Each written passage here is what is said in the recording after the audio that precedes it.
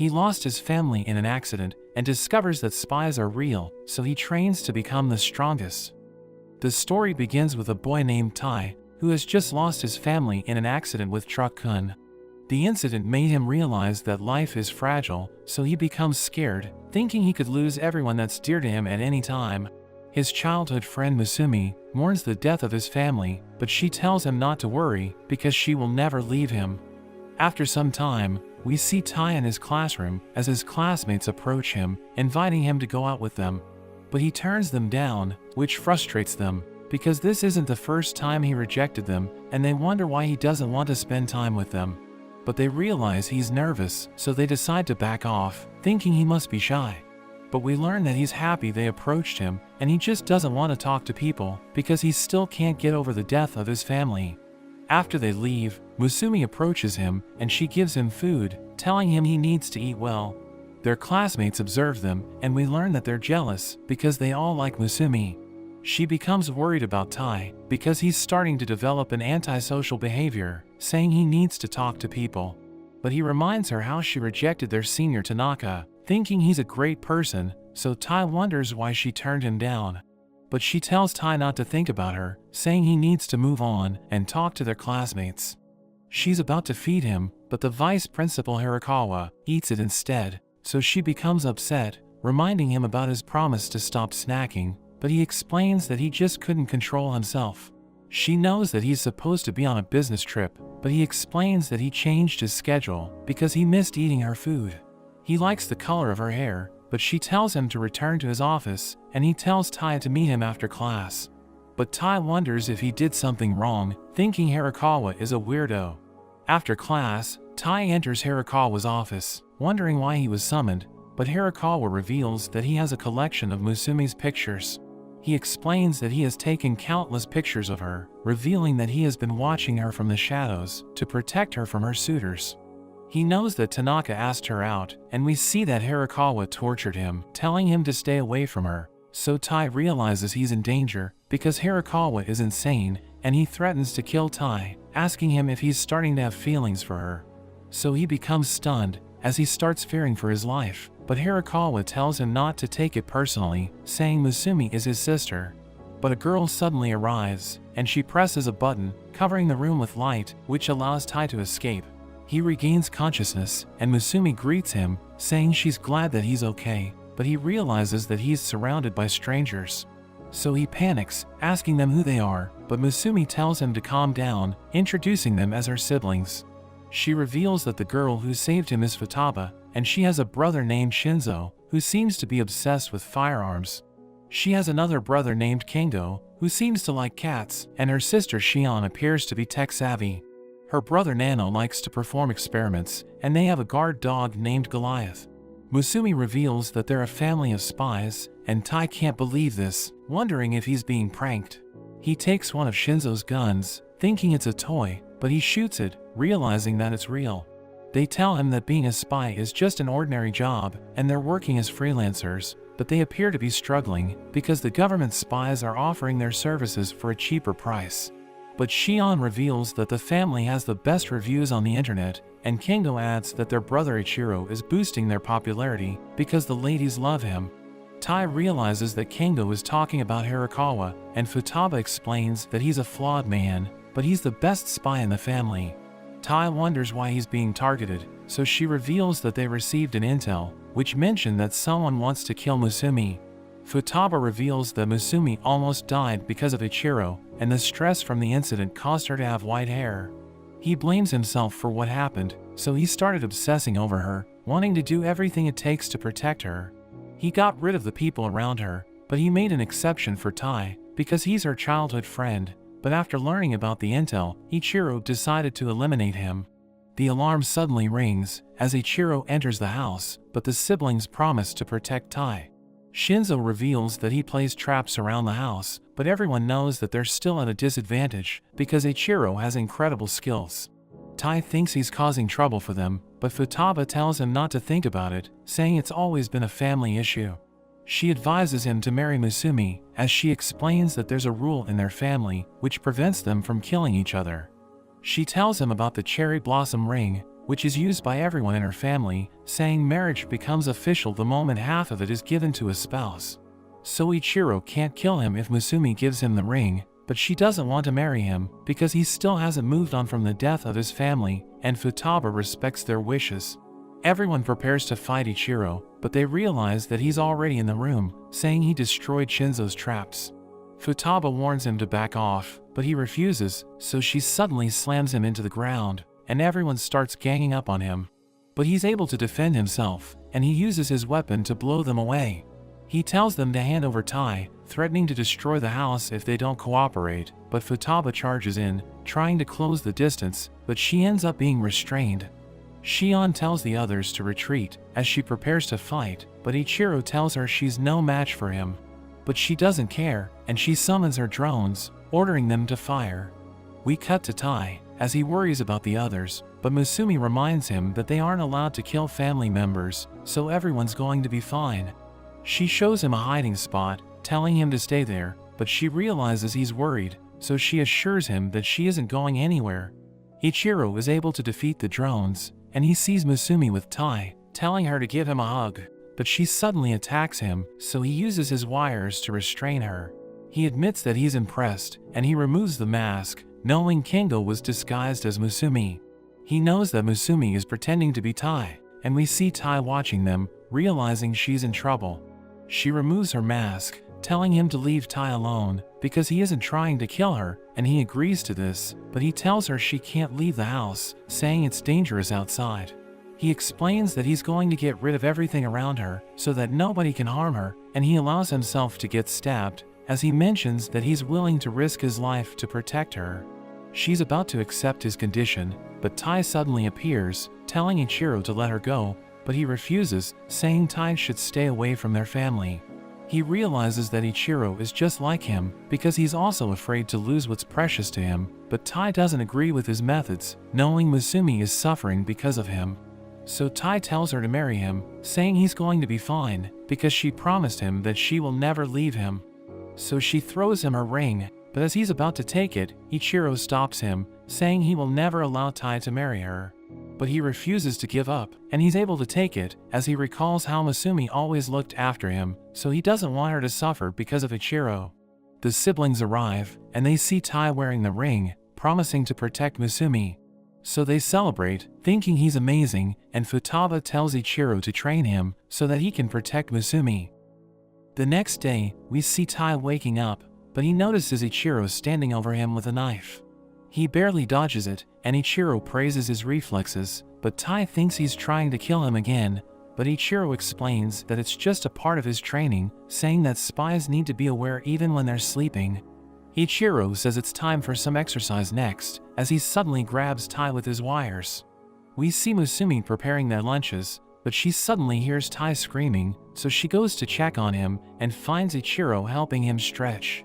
Musumi starts to get angry, so Ichiro decides to stop. He checks the time and realizes they need to leave, so he suddenly grabs Musumi, and they jump out the window, as the house suddenly blows up. Tai wonders what's going on, and Ichiro explains that someone rigged a bomb in the house. We see them in a car, and Ichiro receives a report from Shinzo, saying the bomb was in the kitchen, so Musumi was the target. Tai wonders why someone would want to kill her, so Ichiro reveals that Musumi is the 10th head of their Yasakura family. Ichiro goes on to explain that the Yasakura family goes back to the ninjas from the Edo period, and all their descendants have superhuman abilities, but there's always one ordinary person who's born as the head. Even though they have no abilities themselves, they carry the superhuman gene, and their offspring will be able to have abilities, so it's the duty of the family to protect Musumi so they can continue their bloodline. Ichiro notes that they don't care about the bloodline, but everyone just wants to protect Musumi as her siblings. Ichiro mentions that Musumi will eventually make her debut in the underworld as the leader of the Yasakura family, so her mission right now is to gain knowledge of the ordinary world, but this also gives their enemies a chance to target them. They are suddenly shot at from behind, and Tai freaks out, but Ichiro tells him that the car is bulletproof. The men start firing with bigger guns, but the car dodges out of the way. Ichiro worries about spilling his tea, telling the driver to drive more smoothly, and we see that it's Goliath driving the car. Tai can't believe this, and the men start shooting rockets at them, but Goliath manages to dodge it. Ichiro spills his tea, so he heads out to deal with things himself. He easily blocks their bullets with his wires, and he cuts up both of the cars chasing them. He returns to Tai and Musumi, reminding Tai that he is now a part of their family, so he also must protect Musumi, planning to teach him everything about being a spy. Ichiro gives him a gun, and tells him his first mission is to protect Musumi from the assassins for the whole day. They arrive at school, and Musumi greets her classmates, but we see Tai following after her, and he does a sweep of the entire room, while the girls find him acting strange. The other boys greet Tai, but they are shocked when they see his face, wondering what's wrong with him. We cut back to the car, as Tai is shocked looking at the gun, but Ichiro tells him they can cover it up even if he kills someone.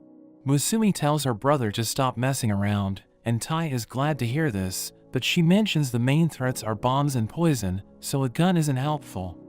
Ichiro tells him to look out for a bomber named Tamaya, saying his bombs are first-rate, and Ichiro has even used his services before, so Tai wonders why Tamaya would turn on him, but Ichiro notes that it's common for people in that line of work to easily switch sides. Ichiro reveals that Tamaya's one flaw is that he is addicted to social media, and he even posts about how his job is going. Ichiro tells them that there are hostages he needs to save, so he won't be with them, but warns Tai not to let his guard down, saying Tamaya has posted that there will be 2 more bombs, so he must protect Musumi at all costs until he gets back.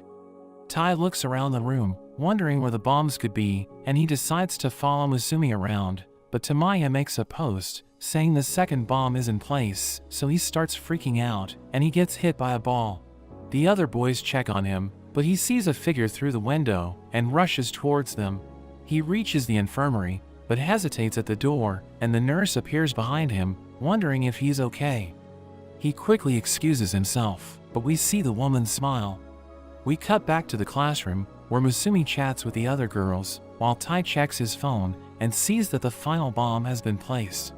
He thinks about how Musumi has learned to protect herself, like how she never eats anything that she's given, and how she always tries not to be alone. The boys apologize to him again for hitting him, and they give him some chocolate. He eats it straight away, and the boys are shocked he actually took it, reminding him how nervous he is when they normally talk to him.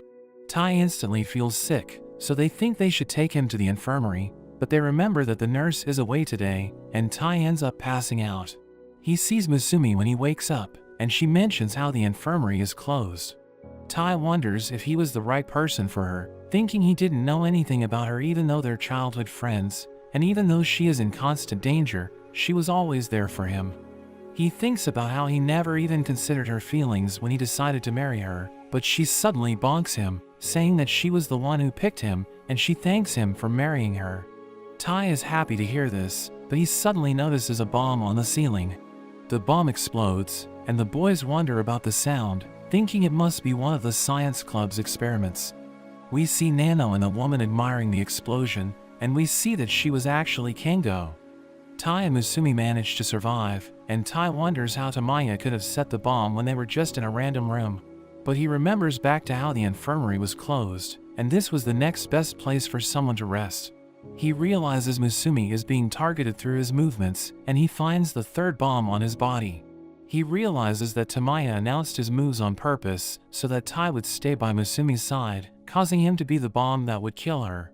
There's only a few seconds left, and the door is blocked, so Tai jumps out of the building to get away from Musumi, but Ichiro suddenly catches him and disarms the bomb, congratulating Tai for completing his mission. Musumi wonders what he's going to do with the bomb, so he reveals he plans to return it to its owner.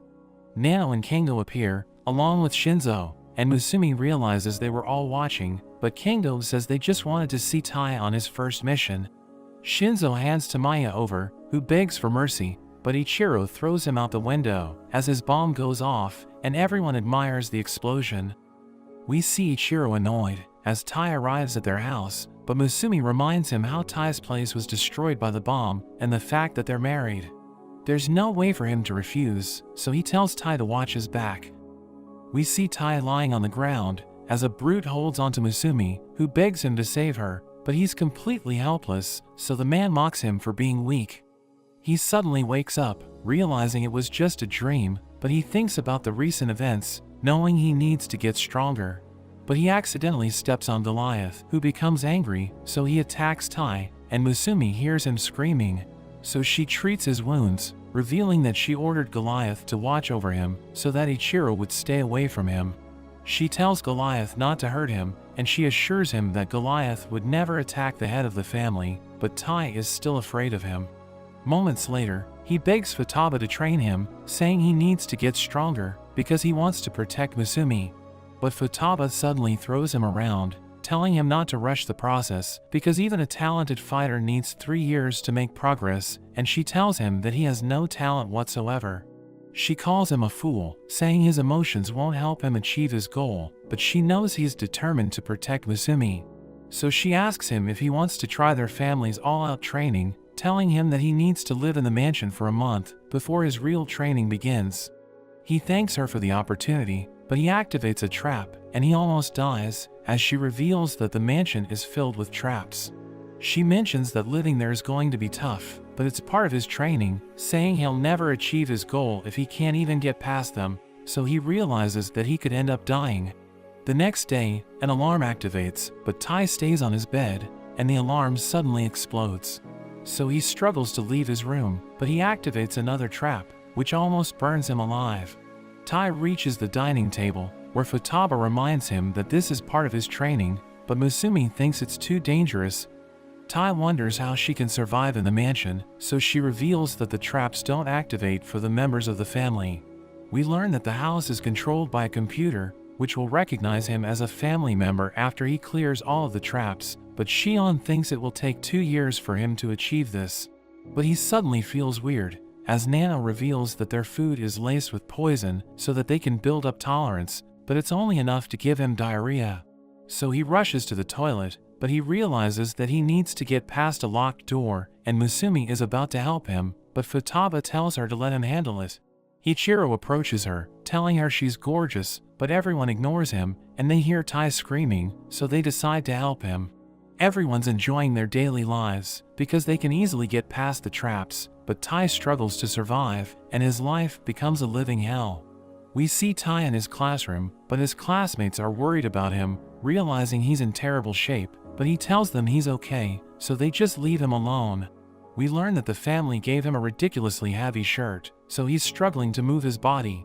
One evening, we see Tai practicing with a pistol, because he needs to hit the remote from a distance to turn on the TV. But Musumi interrupts him, advising him to take a break, and she gives him tea, telling him not to push himself too hard. She knows he's doing this because he wants to protect her, and he tries to deny this, but she tells him he's not weak. In a flashback, we learn that Tai and Musumi used to be neighbors, but they barely talked to each other. When they were in high school, Musumi was bullied because of her hair, and we see a group of girls threatening to cut it off. But Tai stops them, and he suddenly cuts his hair, so the girls are shocked, and they decide to leave, thinking he's insane. He explains that the guidance counselor told him to cut his hair, telling Musumi not to think about it, and he promises to help her whenever she's in trouble. Back in the present, Musumi reminds Tai that he's always been there for her, so he shouldn't be so hard on himself. The next day, the alarm rings, but Tai stops it, and he manages to walk past the traps. He takes a pistol, and he's able to hit the power button, so Shinzo is impressed, but he explains that he still can't change the channel, so Shinzo gives him advice. Shion joins them, revealing that she has Tai's performance data, and she gives it to Shinzo. Tai thanks them for their help, but he wonders why Shinzo is always in a garbage can, so she explains that he's shy, but he tells Tai that she isn't so different.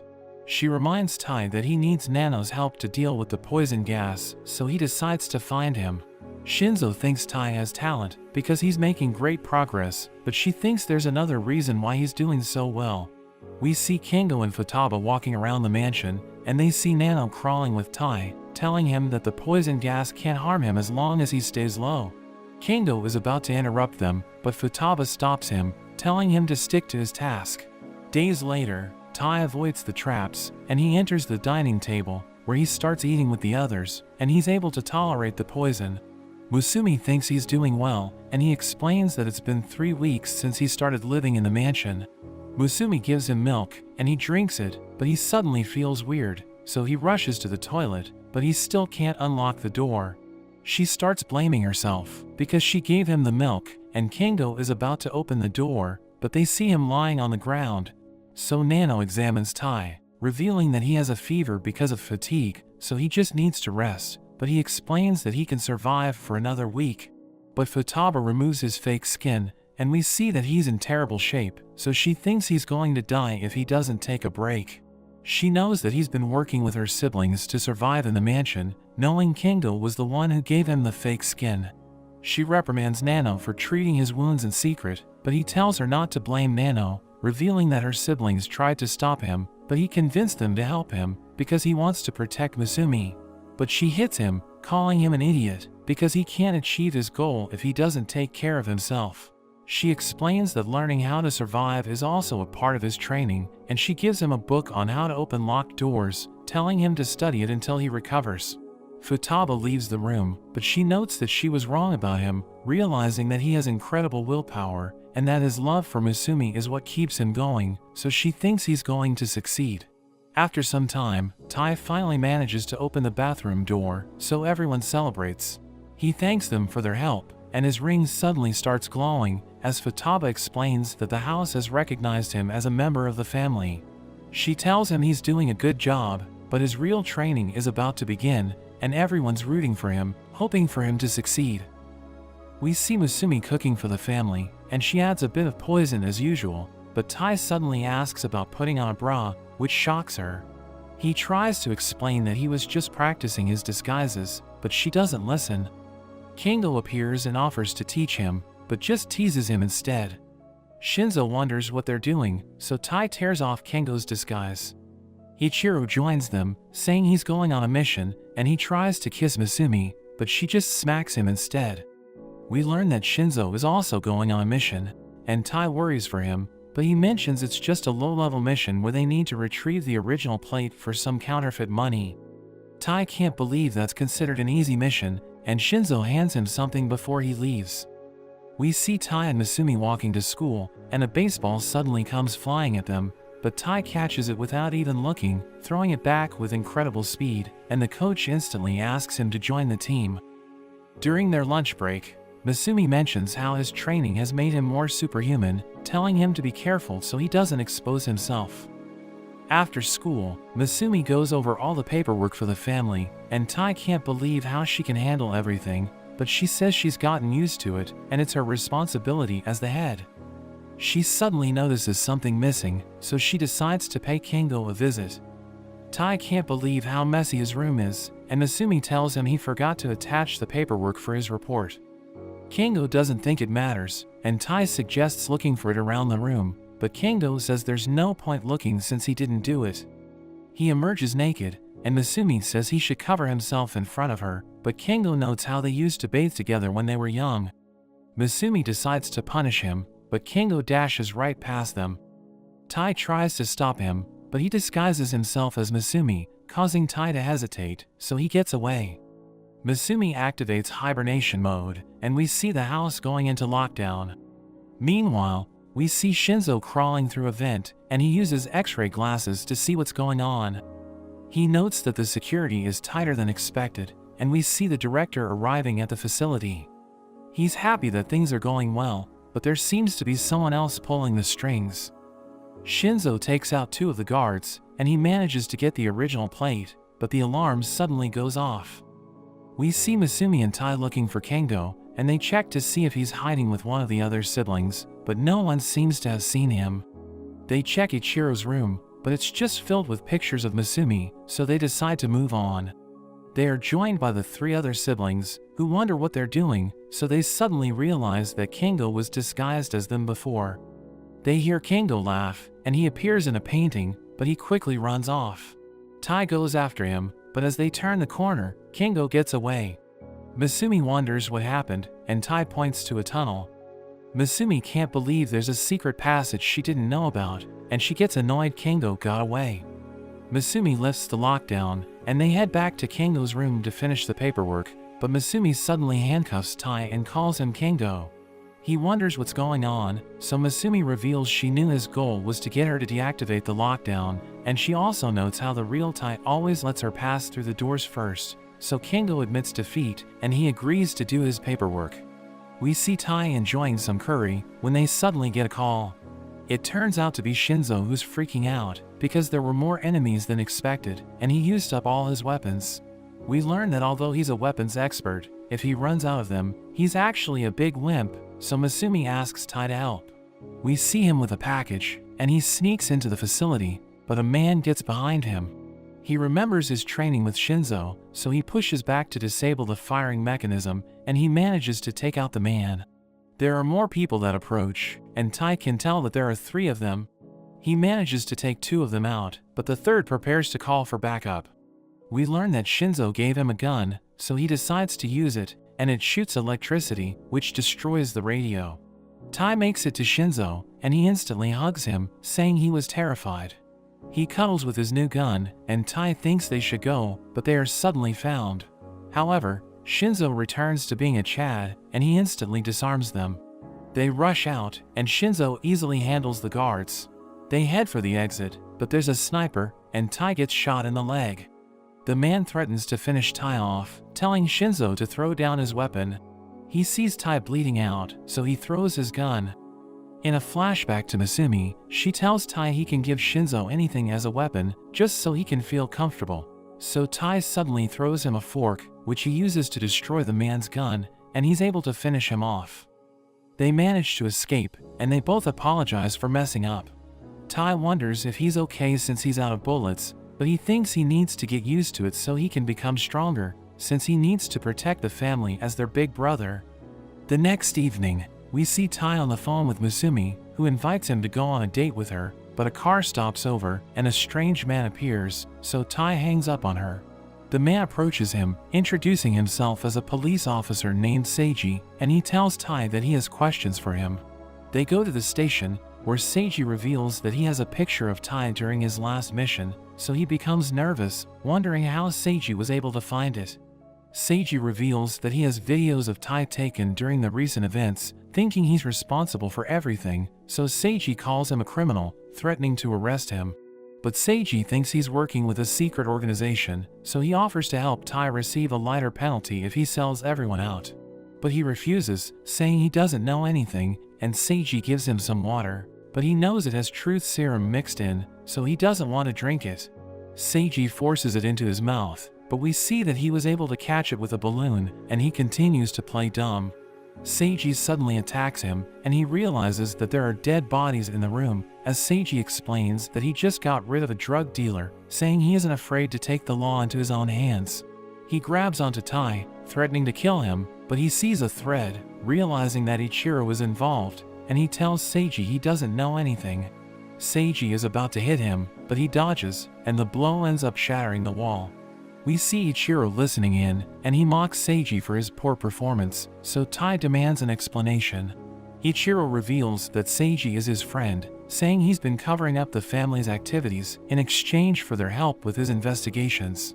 Ichiro asks him if Tai passed the test, so he explains that Tai didn't snitch, and he's looking forward to working with him.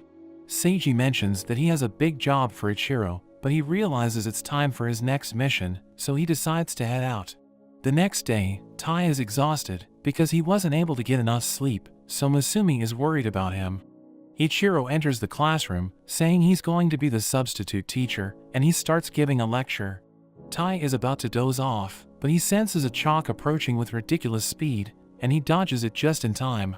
We see that it left a hole in the wall, and Ichiro uses Morse code to communicate, telling Tai that he must learn to control his sleeping patterns. Ichiro mentions the dolphin, saying it doesn't go to sleep because it only deactivates a portion of its brain to get the rest it needs. He tells Tai that he needs to learn this skill, but he thinks it's impossible because humans need sleep to survive. Ichiro warns Tai that he will throw another chalk if he sees Tai sleeping, but Masumi tells him to back off, thinking he just wants to torture Tai.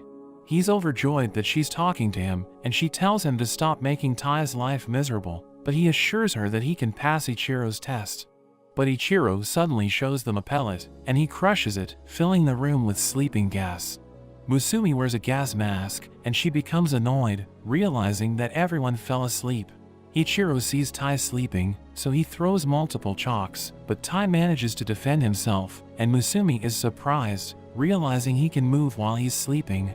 Ichiro realizes he's half awake, and he starts throwing even more chalk, but Tai is able to dodge all of them, so Ichiro is impressed, and he continues to throw chalks until the class ends. But that evening, we learn that Tai can no longer return to the half-awakened state, and everyone finds him creepy because they see him sleepwalking. The next day, we see Tai reading a manual on how to date like a spy, realizing he isn't spending enough time with Musumi, so he's afraid that their marriage could end in divorce. He's about to invite her to go out with him, but he suddenly receives a call, and Seiji tells him he has an urgent mission. Tai goes to an amusement park, and Seiji tells him to catch a dangerous couple, saying they're causing trouble with their guns.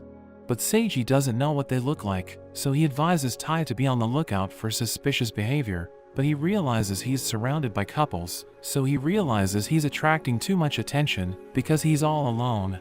But Musumi suddenly approaches him, saying she knows about his mission, and she plans to help him blend in. She mentions that there are suspicious people around them, and she explains that she can defend herself, so he doesn't have to worry about her. He notices a sweet couple, and they appear to be having a good time, as the man compliments the girl's outfit. So Tai tries to copy him, telling Musumi that she can unleash high kicks with her outfit, but she just tells him it's easy to move around in, and he realizes that he's struggling to keep her entertained. They see a suspicious couple entering a roller coaster, so they decide to follow them, and everyone enjoys the ride, but Tai ends up falling asleep because it's nothing compared to his training. After the ride, Musumi and Tai continue to observe the couple, realizing they aren't as dangerous as they look, and they see another couple, thinking they look like troublemakers. So Tai decides to follow them as they enjoy the ride, and they suddenly start making out, so he realizes they're just a normal couple. Musumi notices another suspicious couple, and Tai decides to observe them as they enjoy coffee. He hears the man talking about a special item as he reaches out for his pocket, so Tai thinks he has a gun, but he just pulls out a ring, asking the woman to marry him. So Tai is frustrated because he doesn't have a lead, and we see that he's holding onto a rose, thinking about making Musumi happy. But he hears this sweet couple arguing, and he can't believe this is happening because they were so close during the rides. They suddenly pull out their guns, so Tai realizes they're his targets, and everyone panics as they start shooting each other, so Tai takes cover. He realizes that his rose has been shot, so he becomes upset, and he shoots them with his electric bullets. The police arrive to arrest them, and Seiji thanks Tai for his help, saying he did a good job, and Ichiro learns about this, but he appears to be upset because Tai went on a date with Musumi. We see Tai and Musumi on the Ferris wheel, as Musumi mentions that they were able to enjoy all of the attractions. Tai wonders why she didn't want to ride the Ferris wheel until they finished the other rides, so she explains that she wants to enjoy the sunset with him. He gives her the rose, saying it was damaged during the shootout, but he decides to give it to her because he wants to thank her for everything she has done for him. So she accepts it, and they spend the rest of the day together. Back at the house, we see Shion exhausted as she finally completes her mission. She prepares to sleep, but a mysterious girl suddenly hacks her system. She fights back against the hacker, and we see her character running after a hedgehog, but the girl disconnects her computer, allowing her to get away, and when she turns it back on, we see she stole pictures of Tai. The next morning, Tai and Musumi run into Shion. They wonder why she looks so tired, so she mentions the hacker, thinking that it was strange that they only took pictures of Tai, which gives him a bad feeling. Tai and Musumi head to school, thinking about what the hacker was after, but they are suddenly stopped by some needles, as we see the mysterious girl. Tai decides to run, but they can't get away, so he prepares to fight. The girl suddenly attacks him, but he manages to push her back.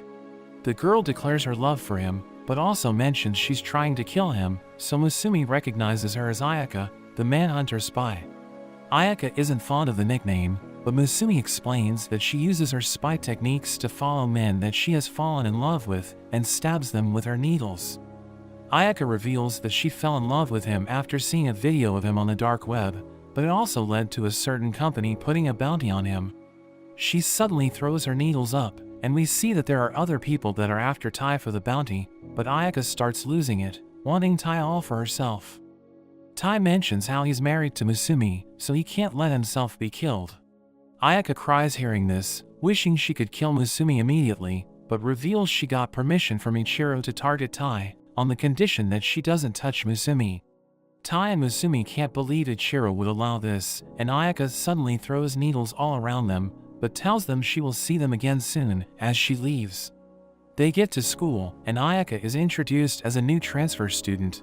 She's given the seat next to Tai, and as she heads to her seat, she trips and throws a needle at him, but he manages to stop it. We see Tai going about his normal day, as he avoids the assassination attempts from Ayaka. He has lunch with Musumi, and he just continuously dodges the attacks from Ayaka. Ayaka starts to become desperate, so she uses her needles on everyone else in the class, explaining that she injected them all with a mind-controlling poison.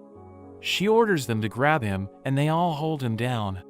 She prepares to finish him off, but Musumi gets in the way, telling her she's gone too far, but at that moment, the bounty hunter from earlier appears, and he shoots at Ayaka to get revenge, but Musumi pushes her out of the way, and Tai fires his gun at the man.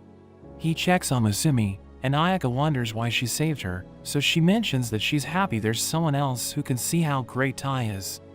Ayaka sees her as an angel, and she falls in love with her. As they head home, we see Ayaka clinging to Musumi, and she now wants to kill Tai so she can have Musumi for herself. Tai isn't happy with this, but he suddenly gets a call from Shion. They meet with her in her room, and Musumi reveals Shion is always looking for people to play games with. Tai is confused, but Shion starts the game, revealing that they just need to defeat the enemies that appear. They start playing, and Shion mentions it's time for the boss. Tai is surprised it's so soon, and they fight against a train monster. Tai mashes his controller, and they manage to defeat the boss. At that moment on the news, there's a report about a runaway train that has suddenly come to a stop, and Shion reveals that she hacks into the systems of her targets and converts it into a game, which she must then clear to do her job. She notes that she can't always do it alone, revealing a helicopter that's about to crash into a power plant. They prepare to play the next game, and we see they need to defeat a dragon. Shion gives him a revival item just in case, and she starts fighting against the Ichiro monsters. Tai struggles against them, but he somehow activates God mode, and Shion yells at him for using cheats. The dragon gets closer to the target, but Shion uses a combo, dodging the dragon's breath, and she takes it out. Tai is impressed, but the game isn't over, as countless dragons suddenly appear, and we see that it's a swarm of drones. Shion thinks it's over for them, but Tai gets an idea. He uses the revive item to bring back the dragon, and they start wiping out the drones. We see the helicopter shooting them down, and Shion is impressed it's working. But a few of the drones manage to get past. However, Ayaka suddenly appears, and she takes them out, determined to get some pictures of Musumi. Tai and Shion manage to finish off the rest of the drones, and the mission is finally cleared. Shion compliments him on his plan, but insists on playing more games with him, refusing to let him leave. We meet a spy named Oga, as he sees Tai in a magazine, finding him interesting. But his companion Sui mentions he isn't interested, saying they need to focus on their mission. We see Tai in the middle of his training session, when he receives a call from Nano, who mentions that he needs Tai to pick him up. He reveals that he's snuck into a laboratory, which is manufacturing a biological weapon called Sodom, and his mission is to neutralize it. He explains that it's stored in a capsule, and it will kill everyone within a 10-kilometer radius if it detonates, but he eats it, so Tai becomes worried, wondering if he's going to be okay. But he reveals that his body is special, because his organs can detoxify it in 3 hours, but he starts to feel drowsy. Tai reminds him that he's still in the middle of his mission, but he reveals that he put everyone in the lab to sleep, telling Tai to save him before the guards notice him, and he ends up falling asleep. Tai goes to the lab, but he realizes that the guards have been knocked out, thinking Nano isn't responsible for this. He gets spotted by a guard, who suddenly gets knocked out as Oga and Sui arrive. They recognize him, knowing he's in the middle of a mission, and Sui reveals they're from a group called Hanagiku, which is an intelligence unit controlled by the government. He explains that their mission is to neutralize the lab, and Oga uses his senses to survey the area, realizing there are guards below them, so Sui thinks they're protecting an underground base. They're about to continue their mission, but Oga wants to see Tai in action, so he tells him to join them, and Tai recalls that they just saved him, so he decides to trust them. They defeat the guards together, and Tai sees Nano, realizing he's still sleeping. But Oga suddenly tries to attack him, revealing that their mission is to kill him, and Sui reveals that they used Tai to lead them to Nano, knowing his goal is to rescue him. Sui thinks Nano is a threat because he ingested the biological weapon, so they need to kill him for national security. But Tai protects him, threatening to shoot them, so Sui attacks him with ridiculous speed, and he collapses because of his injuries. Sui calls him a fool because he let his guard down, wondering why he was accepted into Musumi's family. Sui prepares to kill Nano, but he suddenly wakes up, saying he has detoxified sodium, and he shows them a patch test, which reveals that his sweat doesn't contain poison. Sui believes him, and he decides to take the patch test for documentation. He gives Nano an ointment, explaining that it can heal Tai's injuries, but he mentions that Tai is too weak, thinking he isn't worthy to be a spy. After some time, we see Tai as he's restrained by Ichiro, who shows him a magazine, which mentions that he was defeated by the Hanagiku. So Ichiro becomes upset, and he reveals that they have been receiving terrible reviews recently, thinking Tai is ruining their family's reputation. Ichiro calls him weak, reminding him that he can't even save Nano, who suddenly arrives with Musumi, telling Ichiro to apologize for his actions. They save Tai, but he blames himself for everything, thinking he's too weak to be in the family, but Ichiro tells him he can redeem himself, saying he just needs to defeat the Hanagiku. We see Sui on a train, as he argues with a man who is taking up too much space, but the man threatens to kill him, so Sui cuts his clothes to pieces. He realizes that Tai is watching him, asking him if he wants to get revenge, but we learn that Ichiro told him to steal the Hanagiku's intel, explaining that the best way to defeat spies is to gather information about them. Tai admits that he lacks experience, so he wants to learn by stalking Sui, but as the train reaches a station, Sui starts walking away with ridiculous speed. Tai struggles to catch up to him, but he jumps past the crowd, and he's able to reach him. But Sui suddenly attacks, destroying his clothes, and the guards surround him, thinking he's insane. But he continues to follow Sui for days, observing his behavior, and he always catches Tai, so he destroys his clothes to get rid of him. We see Sui and Oga fighting a group of thugs, as Tai joins the fight, so Sui attacks him, but he tries to evade. Oga realizes that Tai's pants are still intact, but Sui attacks again, and Oga wonders why he was also hit. We see Nano in the mansion, as he searches for Tai, so Ichiro reveals that he's using him as a chopping board. Nano asks him if he's okay, and he explains that he doesn't stand a chance against the Hanagiku, thinking he's lame, so he wants to get stronger for the family. But Nano tells him he's amazing, because he always surprises everyone with his actions. Ichiro thinks Tai enjoys the habit of getting stripped naked, but Nano punches him away, and Tai realizes that everyone has a habit. The next evening, Tai approaches Sui as he cleans a gravestone, and he becomes annoyed, so he threatens to kill him. He attacks with incredible speed, but Tai manages to catch him because he realized that Sui always starts his attacks by aiming for the center. Tai throws him away, and he's able to recover as he realizes why Tai was accepted into Musumi's family. He orders Oga to take care of Tai, so he wraps him with bandages, saying he's impressed that Tai was able to avoid Sui's attack. But Sui explains that Tai was able to discover his habits, thinking Tai has potential, so he decides to spare his life. The next day, Tai realizes that he has been featured in the magazine again, but it calls him a pervert because he always runs around naked. Nano thinks he has a strange habit, and he can't believe this is happening, but Musumi tells him she still loves him. We see Tai and Musumi walking at the park, as Tai wonders where they're going. Musumi greets Sui, and Tai can't believe this, realizing she arranged a meeting with the Hanagiku. She reveals that she knows Sui, but she tells him she's angry because he tried to kill Nano, so he explains that he was just following orders. Sui takes them to a cafe, where he orders a drink with a ridiculous name, so the bartender tells them to enjoy, as he opens a trap door, causing them to fall. Sui welcomes them to the Hanagiku, and he tells Musumi to enjoy her drink, but he advises Tai to look ahead, and he realizes that it's filled with traps, as Sui explains that it's designed to get rid of intruders. Tai struggles to survive, and he manages to reach the bottom, but Sui warns him to move, as a giant ball is about to crush him to death. But the leader of the Hanagiku, Rin, punches the ball, shattering it in an instant, but she wonders if Tai can protect Musumi, calling him a weakling. They have a tea party together, as Musumi reveals that Rin was Ichiro's classmate. But she doesn't like him, and we learn that she's also fond of Musumi, so she wants Tai to protect her, thinking Ichiro is a threat to her. But Sui thinks Tai is the weakest spy in the world, so Musumi defends him, saying his soul is incredibly strong. There's suddenly an explosion, as Ichiro arrives, threatening to kill Rin if she doesn't hand over Musumi. Rin tells him to leave, but he refuses, thinking she's trying to corrupt Musumi, so he attacks her, but she fights back, and they start exchanging blows, creating shockwaves which threaten everyone in the base. Musumi tries to stop them, but they realize they're about to hit her, so Tai saves her, but he takes the full force of the blows, so he collapses.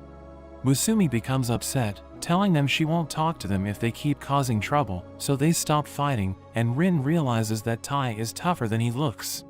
After that, Rin gives Tai a mission, telling him that the Hanagiku has been investigating a politician. His name is Yuri, and everyone loves him, thinking he's an amazing person, but we learn that he's working with 3 spies, and they committed crimes to help him work his way up.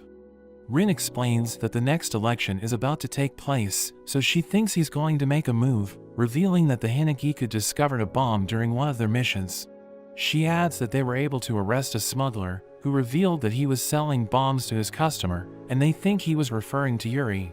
But she knows it isn't enough to arrest him, so they need to learn about his plans before he detonates the bombs. Tai wonders why she's giving him this mission, so she explains that he's harder to detect, because he isn't a member of the Hanagiku. They disguise him as a girl, as Rin explains that Yuri wants to hire a female assistant, and she tells him to gather information about the bombs. We see Yuri attending an event, where he introduces everyone to his new assistant, but a group of men suddenly interrupts him, calling him a tyrant. So his supporters oppose them, and a fight breaks out as a speaker falls, and it's about to hit the leader of the group, but Yuri saves him, telling him he has the right to voice his opinions. Everyone is touched by this behavior, and the medics take Yuri to the ambulance. But as he leaves, we learn that it was all staged, and the spies remove their disguise. One of them shows him a graph, which mentions that he's gaining popularity, and he tells his spies to share his video so that the citizens will vote for him. But we see Tai hiding, thinking Yuri is a despicable man, so he wants to expose him. They return to the office, where Tai examines Yuri's documents, but he can't find anything he can use against him. Yuri's campaign is doing well, as Tai notes that he appears to be using underhanded methods to gain the advantage, but Tai is worried about the bombs, thinking he might use them in the future. Yuri's group returns to his office, and Tai becomes frustrated, wondering how they're able to commit crimes, because all they do is dance. But he notices something odd about their movements, realizing that they have been using dance moves to communicate, and he starts to understand what they're talking about. He observes Yuri, who starts talking about a terrorist attack, so he watches their movements, realizing they're about to use the bombs. Yuri meets the Prime Minister, and we learn that he sees him as a threat, so he plans to get rid of him. He detonates the bomb, but everyone sees an explosion in a fountain, and we learn that Tai placed it there. But Yuri threatens to kill him, saying he has another bomb, and he knows about Tai's real identity. Yuri shoots him, and he hits the detonator, causing another explosion. But he realizes that everyone's covered in shock-resistant jackets, and Tai recovers, as Yuri realizes that his gun was loaded with fake bullets. But he thinks Tai doesn't stand a chance, telling him he's outnumbered. But Sui suddenly arrives, disarming Yuri and his spies, and he tells them they're under arrest. So the spies escape, as he calls Yuri a fool, saying he should never seek loyalty from spies, before taking him down. Tai is ordered to escort Yuri to the headquarters, and we see them riding a bus, as Yuri tells Tai that he knows what happened to his family, saying it wasn't an accident. So Tai asks him what he knows, but he refuses to answer, and he mentions that the world is filled with hidden truths. Sui calls Tai, telling him that the Prime Minister has been kidnapped, as Yuri suddenly breaks free. He removes his earring, which is revealed to be a bomb, and it explodes, allowing him to escape. Back at the mansion, we see Nano working on a potion, thinking Tai is going to get hurt during the mission, so he wants to be ready in case this happens. Musumi reveals that she's also worried about Tai, but she prepares a feast for him, thinking he will recover after he eats it. She wonders what her siblings are doing, and we learn that they're preparing for Tai's return, but they're all expecting him to get beat up, so they're trying to cope with the situation. But Ichiro seems to be happy, thinking Tai isn't going to make it. We return to Tai, as he saves the driver, and he receives a call from Sui, who reveals that they were expecting Yuri to escape. We learn that he's a legendary spy, and he was known as Kurogawa, but everyone thought he died a few years ago. Sui reveals that they're tracking his movements, knowing he will lead them to the Prime Minister.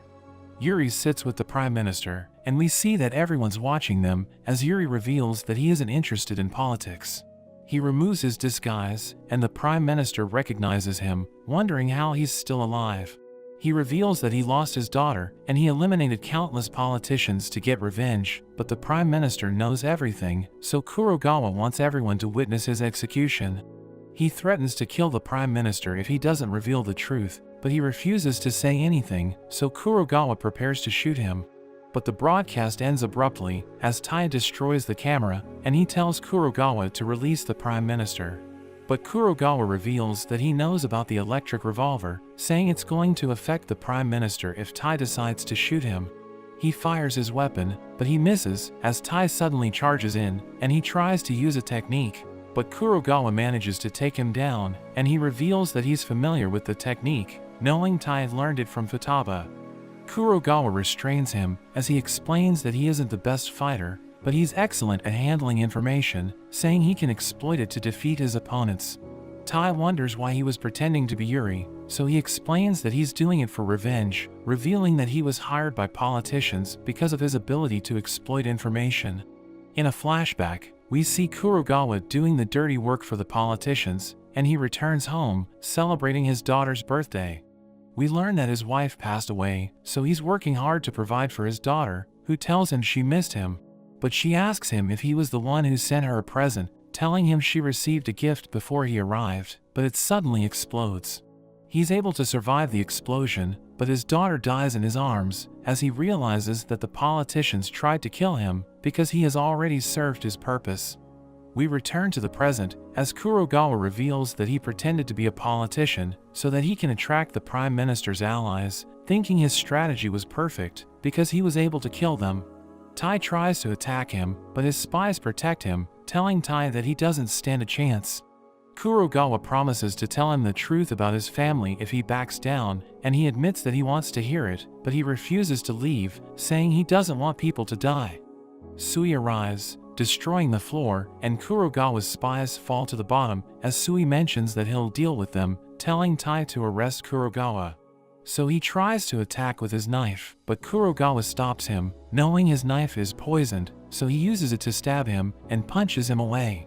We cut to Sui, as the spies recognize him as the Hanagiku squad leader, knowing he's incredibly skilled. But they think he's no match for them, as they tell him about their powers, revealing that they can each control an element. He thinks they're being arrogant, as he reveals that the foundation of the Hanagiku combat style is the movement technique, saying anyone can master it, but it's incredibly effective. They combine their powers, and they attack him with their ultimate technique, but he slices it in half, and he attacks them in an instant, as they realize he's too strong for them. He's about to return to Tai, but he suddenly senses a strange presence, so he draws his sword, but he sees nothing, thinking he's being watched. Tai gets back up, as Kurogawa reminds him what it's like to lose his family, saying he can't change reality.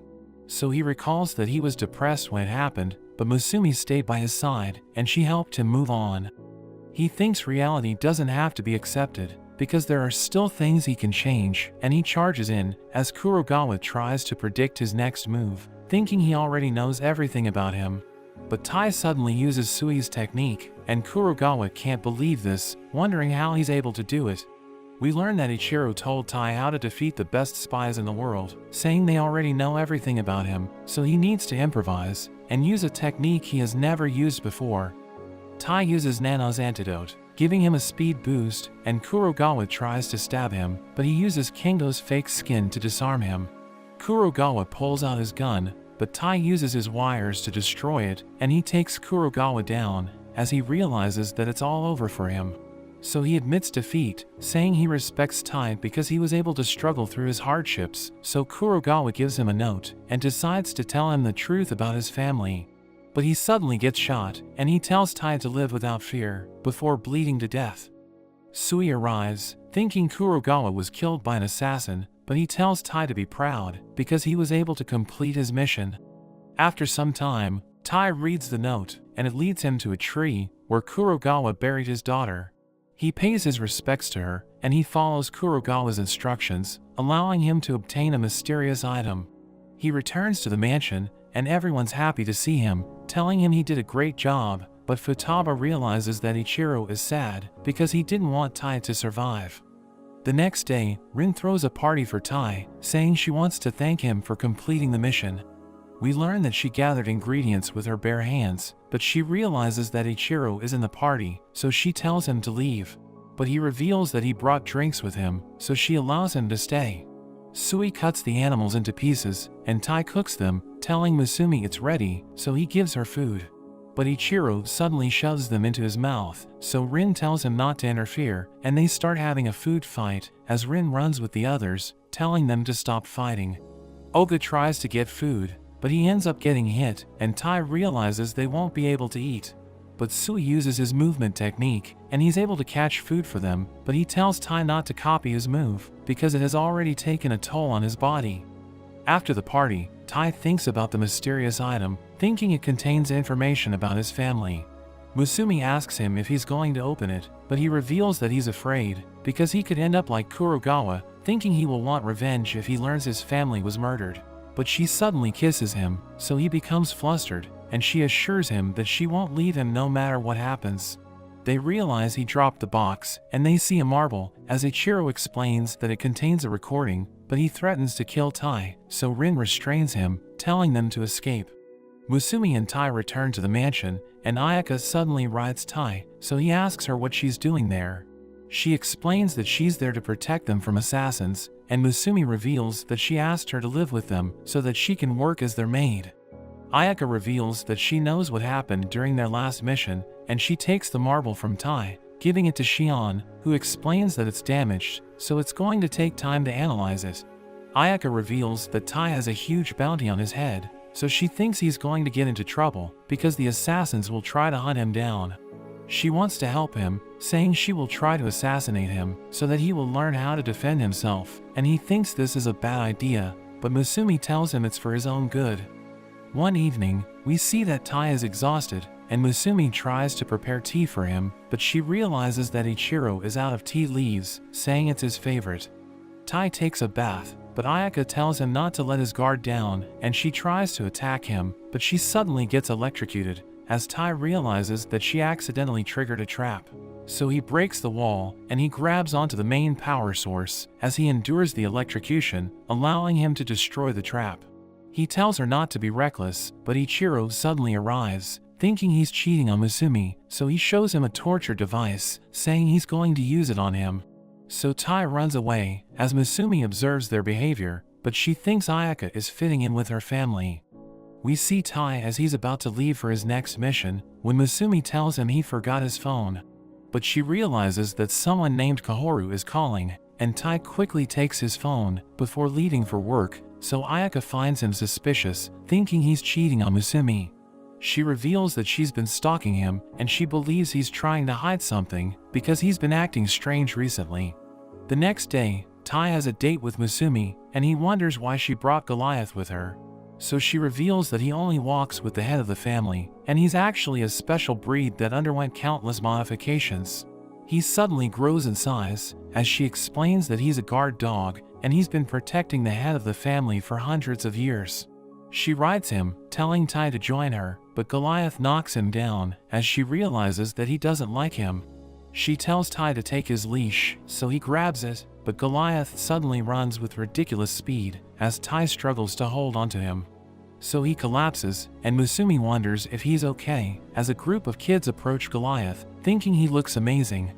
But as Musumi approaches, he realizes that there's a bomb attached to a balloon and it suddenly explodes, but Tai protects everyone, asking them if they're okay. Goliath becomes upset, so he smells the bomb fragments and he tracks the location of the culprit. Musumi uses a machine to analyze it, and she's able to communicate with the bomber, who reveals that he wanted to kill her, thinking she's pathetic because she has no powers whatsoever. But she tells him not to mess with her family, saying he'll never get away with it, as Goliath breaches his door, so he realizes it's all over for him. Goliath returns to Musumi, and we see that Tai has recovered, but he receives a call, realizing he needs to return to the mansion. So Musumi orders Goliath to take them back, and he allows Tai to ride him as he runs to the mansion. Tai is glad that he's able to make it back in time, but Ayaka suddenly attacks him, calling him a cheater. She shows him a picture, thinking he's been dating a girl, and Ichiro thinks this is unforgivable, so he prepares to torture him. But two members of the Hanagiku arrive, as a girl introduces herself as Miji, saying she's there to deliver a package to Tai. He reminds her that she's supposed to give it to him in secret, but she knows he's in trouble, so she wants to help him. We learn she's with her grandfather Kahoru, so Musumi realizes he was the one trying to call Tai.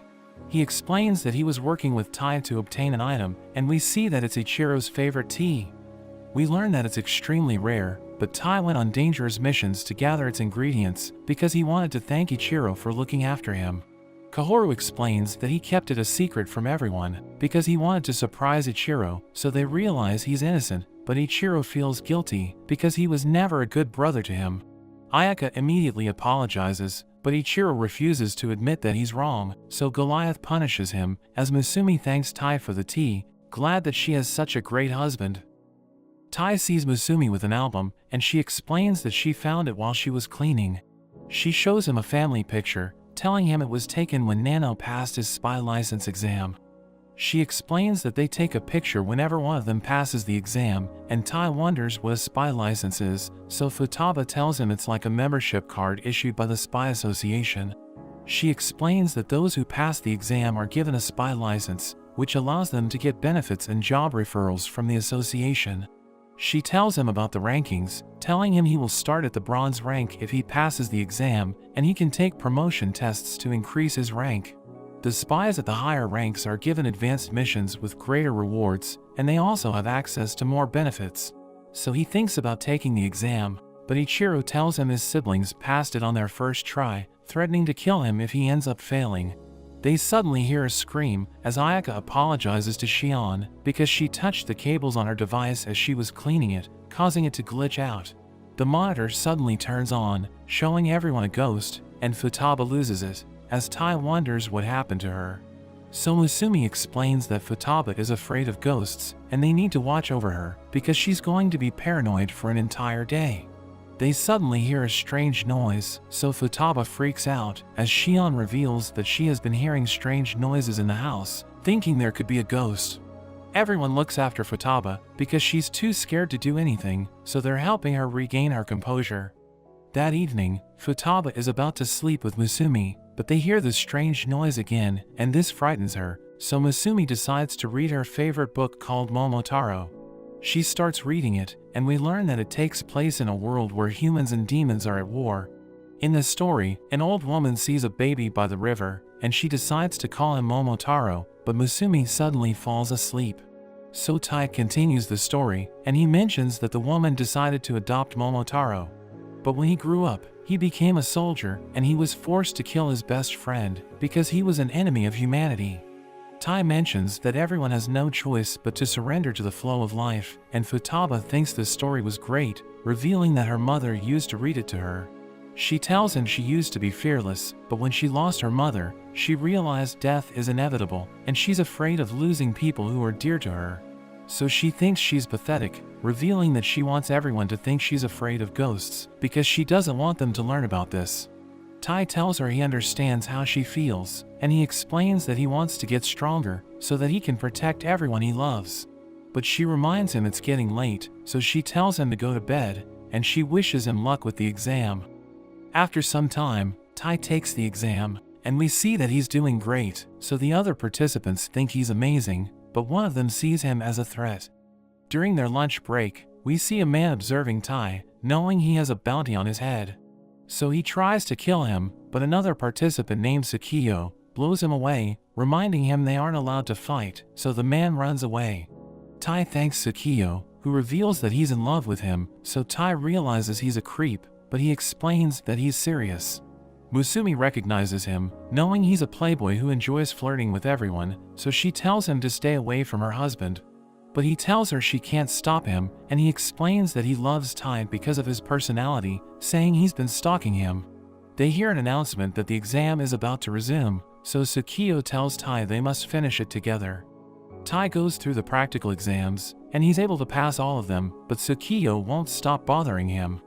During the written test, Tai struggles to answer the questions, and he realizes that several participants have failed. Tsukiyo allows him to copy his answers, but he ignores him, and Tai manages to pass the test. After that, a voice informs the participants that they have passed the exam, and they can get their license at the end of the hall. But the voice tells them that the venue will be destroyed, and it suddenly starts collapsing, so everyone rushes to get their license. Tai and Tsukiyo are able to avoid the traps, but Tai's rival sees his chance, and he hits Tai, knocking him down. Tai is about to fall down, but Tsukiyo tells him not to give up, and he pushes him to safety. But Tai realizes that Tsukiyo is about to fail, so he saves him, telling him to finish the exam. But Tsukiyo creates a gust of wind, which pushes them up, saving both of them, and he reveals that he's actually a proctor, saying he's there to test Tai's humanity, which is considered to be the most important subject. He explains that technical skills are just the basics, and the association values spies who can be trusted, so Tai's rival ends up failing. Tsukiyo gives Tai his license, and he congratulates him for passing the exam. But Tai asks Tsukiyo if he's really in love with him, and he confirms this, so Tai quickly runs away. Tai returns to the mansion, where everyone celebrates, but they wonder why Ichiro isn't home yet, and he suddenly falls from the ceiling, revealing that he was hiding there to watch Musumi. But Futaba becomes upset, realizing he was the one making the strange noises, so she beats him up, and Ayaka takes a picture of them. A few days later, Tai sees an old man in his bag, who reveals that he didn't want to deal with the traps in the mansion, so he decided to use Tai's bag to get past them. He introduces himself as his grandfather, but Tai freaks out, thinking he's an intruder, and he ends up getting shot. Tai apologizes for shooting him, but Musumi understands why he did this, and she introduces him to her grandfather Ban. He reveals that he's there to see Tai, thinking he's a good husband, and he gives them a wedding gift. He invites Tai to hang out with him, but Ichiro suddenly restrains him, as he mentions that the police told him to arrest Ban because he's an escaped convict. But he explains that he isn't a criminal, saying he was permanently stationed inside the prison to gather intel, and he promises to return after he has some fun. But Ichiro refuses, knowing he shares confidential information just to impress women, so he challenges Ichiro to stop him as he covers the area with smoke, allowing him to escape with Tai. Ichiro calls Tai, telling him that Ban is a legendary spy who is known for his ability to infiltrate facilities and escape difficult situations. Ichiro orders Tai to capture him, so Tai observes him as he tries to impress the women, and he starts sharing state secrets. So Tai decides to stop him, but he easily escapes, and he tells Tai that he's too young to capture him. But Ban realizes that Tai was able to glue him in place, so he removes his clothes, saying only a beautiful woman can stop him. He tells Tai to bring it on, so he tries to capture him, but Tai ends up failing, and Ban tells him he needs more training. He asks Ban why he broke out of prison just to see him, so Ban explains that he had to do it today, but he knows that Tai is too young to understand him. A bartender gives him a drink, and he tries to give it to Tai, but he refuses, saying he's still a minor. So Ban calls him a beta, thinking he'll never have a child with Musumi, and Ban offers to teach him, but he says he isn't interested. Ban reveals that he was lonely before he met his wife Keiko, saying she was the one who gave his life purpose, but he thinks she's too good for him. He believes Tai is just like him, so he advises him to enjoy the present, saying it will allow him to live life without regrets. But Tai explains that he will have no regrets, because he enjoys every moment he spends with Musumi, and he wants her to feel the same way. Ban wants to spend more time with him, but an old lady approaches Ban, and she makes him wear a handcuff, saying it will explode if he tries to break it. He realizes she's Keiko, and he's glad that he's able to see her again, so he invites her to go out with him, reminding her it's their anniversary, but she tells him to return to prison. The cops take Ben away, and Tai realizes that he broke out of prison to see Keiko, saying he understands how he feels. We learn that Musumi was watching Tai while he was talking to Ban, and she realizes she's lucky to have him as her husband. They return to the mansion, where they learn that Ban was able to go on a date with Keiko, and Tai thinks he's amazing. After some time, Ban returns to the mansion, saying he broke out of prison again, but he realizes that everyone's gone, and Ayaka tells him they went on a shopping trip. We see the siblings in a mall, and they decide to split up, as Tai recalls that he used to go there when his family was still alive. Musumi uses a gacha machine, and he thinks she's being childish, but it gives her hand grenades, and he can't believe this just happened. She approaches a shopkeeper, and she orders a strange drink, so the shopkeeper asks her about the mode of payment, saying she can pay with her blood. But she receives bullets, as she reveals that she used code names to make the order, saying the mall sells equipment for spies. So Tai buys a bulletproof shirt, and he's about to meet Musumi, but he notices a girl named Suzu, who is looking for her father. He decides to bring her with him, and Musumi asks her about her father, so she explains that he was taken by a group of thugs, who told him they need to talk downstairs. Musumi takes them to an elevator, where she enters a code, as she reveals that the mall has a secret basement floor, where the merchants sell illegal products. Tai realizes it looks scary, and Musumi warns him to stay alert, because he could end up getting attacked. They see Suzu's father, as a thug threatens to kill him, but Tai saves him, and Suzu reunites with her father. But they suddenly get surrounded by thugs, who mention that Tai has a bounty on his head. They prepare to take him down, but they suddenly get blown away, as Ichiro arrives, telling him it's time to go home. But he becomes confused, wondering why Ichiro is helping him, and he realizes that Ichiro bought a book about torture, realizing he wants to try it on him. The thugs recognize Ichiro, knowing he's extremely skilled, but they know he's outnumbered, so they think they can take him on.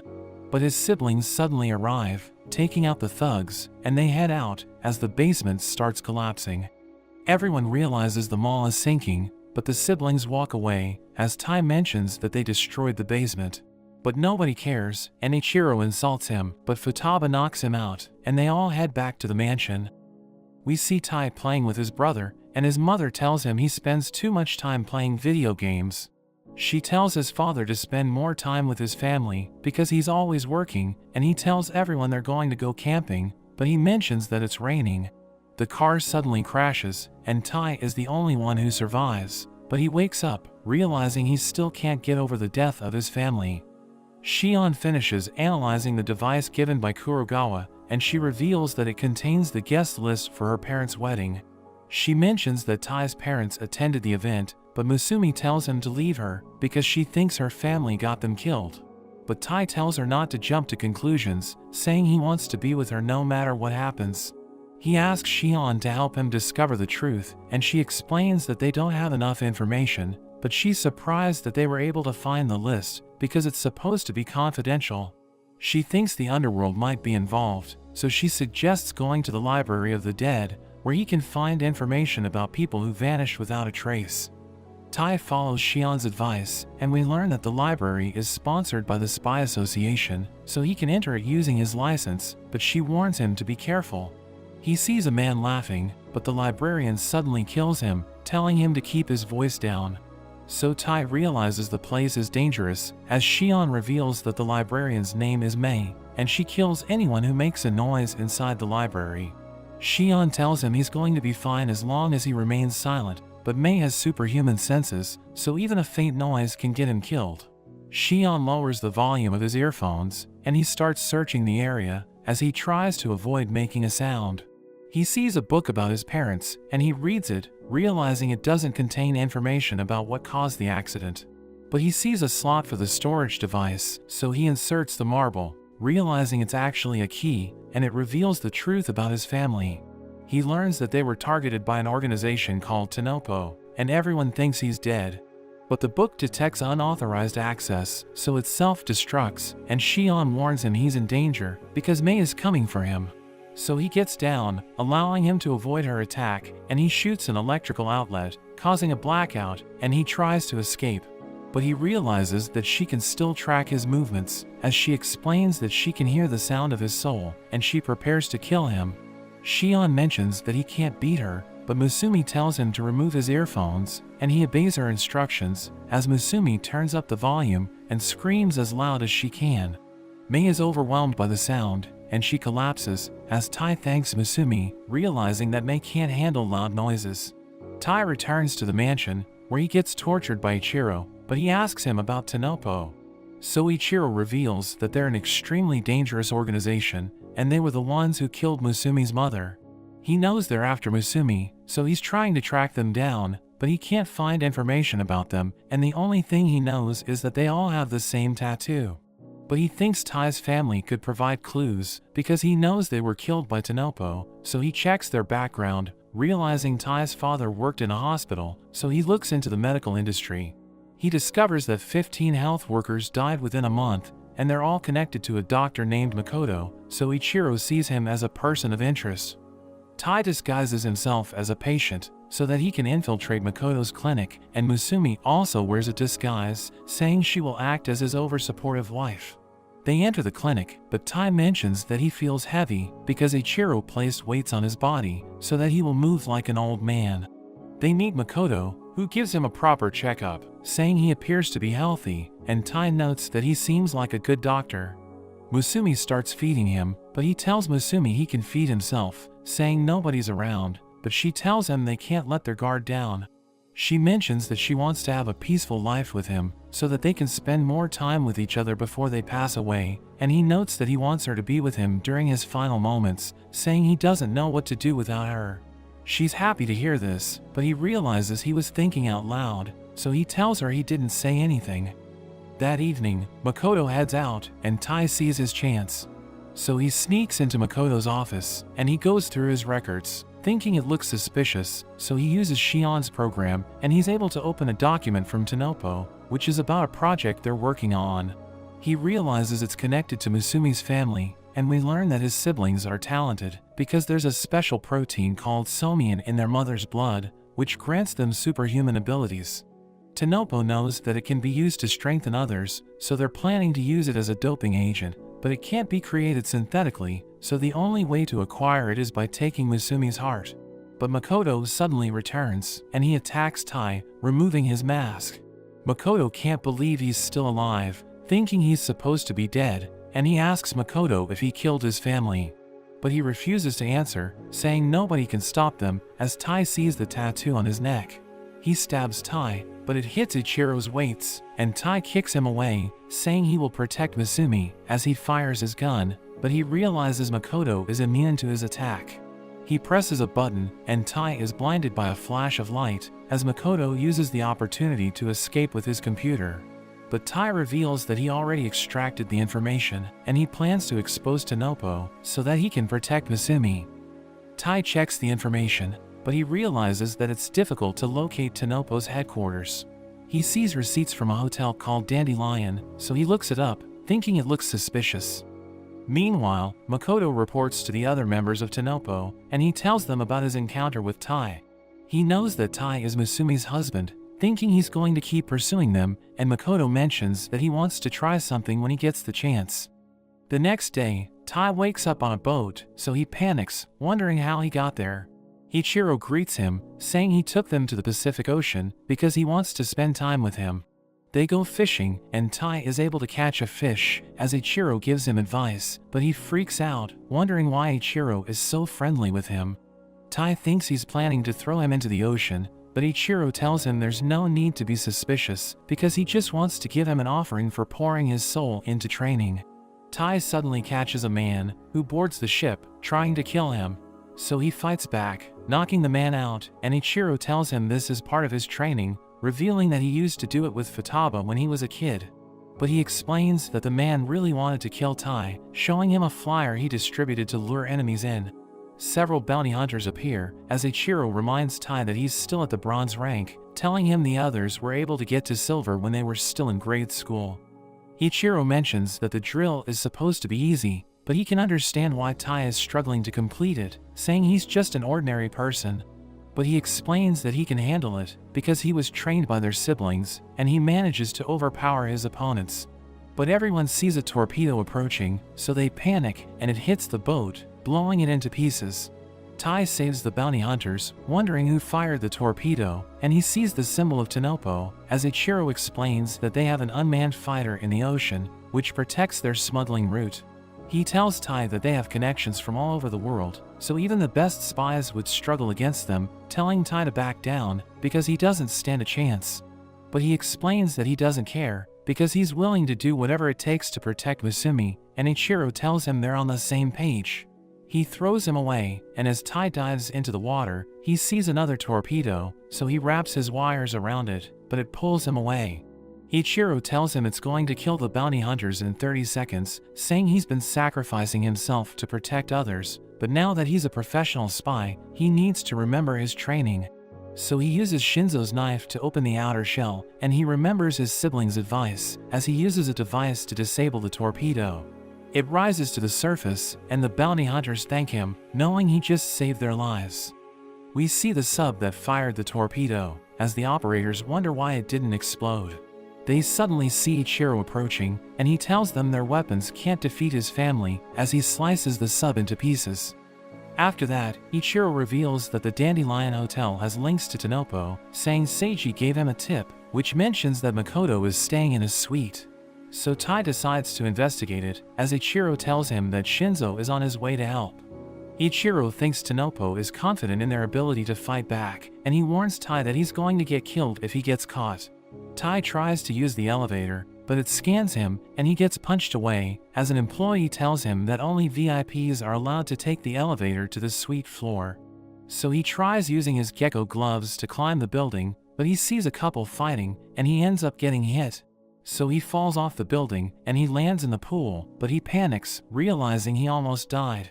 He suddenly hears a woman ordering an employee to take her pet to the suite room, so he comes up with a plan. We cut to Makoto, as he talks to the owner of the hotel named No Man. He reveals that he brought the latest batch, saying it's an improved version with less side effects, but Tai suddenly arrives, telling them to surrender. But they see him disguised as a cat, so they become confused. Makoto recognizes his voice, telling him he doesn't have time to fight him, and a helicopter arrives, as No Man destroys the glass, throwing it at Tai. He knocks him back, recognizing him as the husband of Musumi, and Makoto uses the opportunity to escape. No Man decides to use the product Makoto gave him, as he mentions that he owes Makoto his life, so he can't allow Tai to interfere. He tells Tai about Tanopo's new product called the Hazakura, saying it contains a substance which mimics Somian, and it gives its users superhuman powers. He uses the Hazakura, and his body suddenly starts growing. He destroys Tai's revolver, and punches him away, saying he feels bad for Tai, because he's about to die when he's still so young. But No Man realizes he's still alive, and he's impressed that he was able to land a hit. But his body regenerates, as he explains that besides superhuman strength and durability, he also has the ability to heal, but it's still inferior compared to the powers of Musumi's siblings. He's about to kill Tai, but the ground suddenly starts shaking as Shinzo arrives, and he blasts No Man with a laser beam. No Man gets back up, recognizing him as a gold-rank spy, and he brings out his weapons, shooting No Man repeatedly. He attaches a device to Tai, and throws him off the building, so he starts to panic, but the device activates, and it deploys a parachute. Shinzo promises to take care of No Man, who suddenly charges in, but Shinzo manages to match his strength. He reveals that he has a detonator in his tooth, threatening to kill everyone in the hotel if Shinzo doesn't surrender. So he stops resisting, and No Man starts pummeling him, creating earthquakes with each attack. But we see that he's still standing, and he explains that he was just waiting for something to happen. No Man suddenly hears his employees reporting a terrorist attack, as Tai scares everyone away, so they immediately evacuate the hotel. No Man's employee reports that everyone was able to escape, so Shinzo punches him away, saying the Hazakura will never match the powers of his siblings. He brings out his ultimate weapon, and he reveals that it's an electric gun, which is difficult to use because of its complex build, so he's the only one in his family who can fire it. He charges up the weapon, and No Man thinks it won't work on him, because he can easily dodge it. but the floor suddenly starts to crumble as Shinzo reveals that Tai was able to hack the detonator in the camera, telling Nomen he lost because he underestimated Tai. Shinzo fires his weapon, and a lightning strikes Nomen, knocking him out, as Makoto notes that he has served his purpose, because he was able to gather data during the fight. Shinzo reports that he has defeated Nomen, telling Tai it's time to regroup, but he suddenly falls, and a strange man catches him, asking him if he's okay. He wonders why the man didn't evacuate, but the man walks away, telling Tai to take care of himself, because he can't protect people with a weak body. Shinzo arrives, and he thanks Tai for helping him during the fight, but he suddenly realizes that Tai is bleeding, and he collapses due to his injuries. They return to the mansion, as Nano reveals that Tai has been shot multiple times, saying it's a miracle he's still alive, but he won't be regaining consciousness anytime soon. Ichiro starts drawing on his head, so Futaba beats him up, and Nano tells him to stay away from Tai. Musumi tells her siblings to leave, saying Tai needs to rest, and Nano gives her medical equipment in case anything happens. We see Ichiro enjoying a cup of tea when Shinzo joins him, saying he wants to talk to him. Ichiro thinks he's feeling guilty, so he tells him not to be so hard on himself, but Shinzo explains that there's another issue, saying he can't believe what he just saw, because Tai suddenly started bleeding in front of him. He knows he has superhuman hearing, but he didn't hear anyone shoot Tai, so he thinks Tai was already attacked before he got there, but his body's reaction was delayed. Shinzo knows it sounds ridiculous, but he knows someone capable of doing it. The alarm suddenly rings, and Musumi is confused, wondering why it's making a strange sound. So Shion tells her it's an intruder alarm, and it's trying to tell them that there are over 1,000 enemies approaching. We see the Hazakura battalion gathering outside, as one of them thinks about rushing in, but their captain named Yama tells him not to disrupt the order. Makoto tells Yama to go easy on them, so he explains that he's just keeping them in check, because they tend to become aggressive due to the side effects of Hazakura. Makoto tells him to do his best, saying they injured Tai, so that they could gather the entire family at the mansion, and he tells them to eliminate Musumi's siblings, giving them the order to attack. So they charge in, as Shion realizes that the mansion's security has been breached, and Futaba thinks the security codes have been leaked. But the invaders encounter Goliath, and he grows into an enormous beast, before going on a rampage. The siblings join him, and they use their powers to take the invaders down, but Futaba realizes they're incredibly durable, because they can withstand her attacks. Nano and Shion realize their attacks are working, but Futaba thinks they just need to keep moving forward. The invaders rush in, and they see Ichiro, thinking they can take him on, but his wires stop them, and he tells them they'll never reach the mansion. Goliath continues to attack them, and they think they don't stand a chance, but Yama tells them to press on. He reveals that normal people only have a 3% Hazakura compatibility rate, and Nomen's compatibility rate was at 10%, but he still couldn't defeat Shinzo. Yama unleashes his power, revealing that he's 6 times stronger than Nomen, and he attacks Goliath, sending him crashing against the mansion. Yama realizes that Ichiro removed his wires because he didn't want to hurt Goliath, but we see that Yama is already in the mansion, realizing the family's greatest weakness is their love for each other. Ichiro threatens to kill him, but he suddenly hears a noise in his speaker as the strange man activates hibernation, which surrounds the mansion with walls. Yama is able to escape from Ichiro, and Futaba appears, saying she recognizes the man's voice. Ichiro knows that hibernation can only be disabled with the head's ring, so he tells her to deal with the Hazakura battalion, saying he's going to take the ring from the previous head. Meanwhile, Musumi realizes the mansion lost power, and she knows something's wrong, so she tries to contact her siblings, but her phone has no signal. She realizes that Tai's condition is deteriorating, so she's afraid he's going to die, and she knows she needs to do something fast. She searches around the room, and she finds a syringe, preparing to use it to extract her blood. She recalls how her mother told her that the blood of the head has a special power, but she should only use it to help the people she cares about. She manages to extract her blood, and she gives it to Tai, hoping her plan works, because his life is on the line. Yama enters the room, and he's about to take her away, but Tai suddenly stops him, telling him not to touch her. Tai shoots him, but it doesn't work, and he charges in, but Tai kicks him away. He notes that he feels strange, because his body feels light, and Yama's movements are incredibly slow, so he knows he can take him on.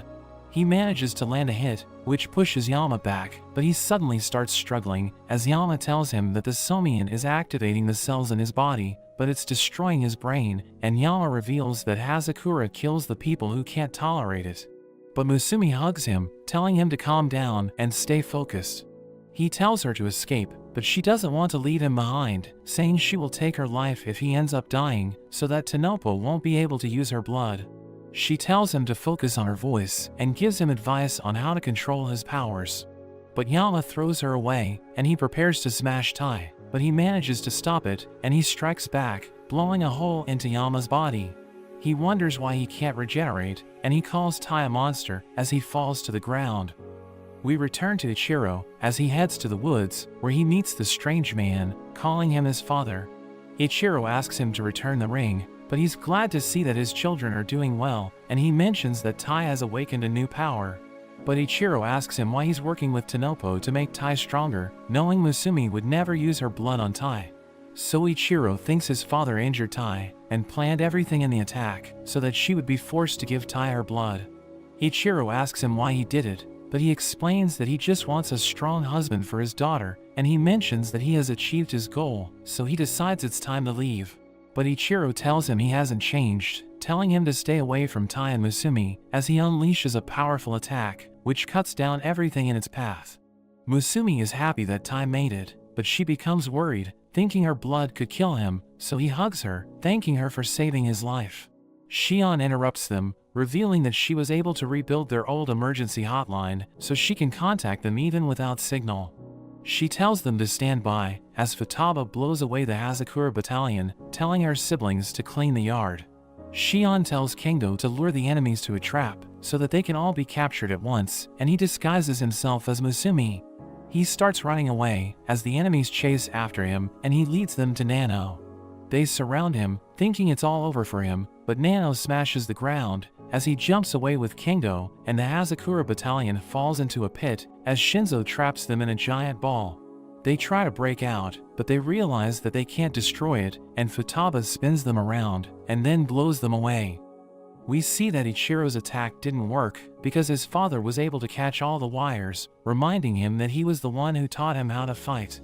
But Ichiro still manages to restrain his father, telling him to surrender his ring, and he mentions that he's proud of his children, as Ichiro takes his ring.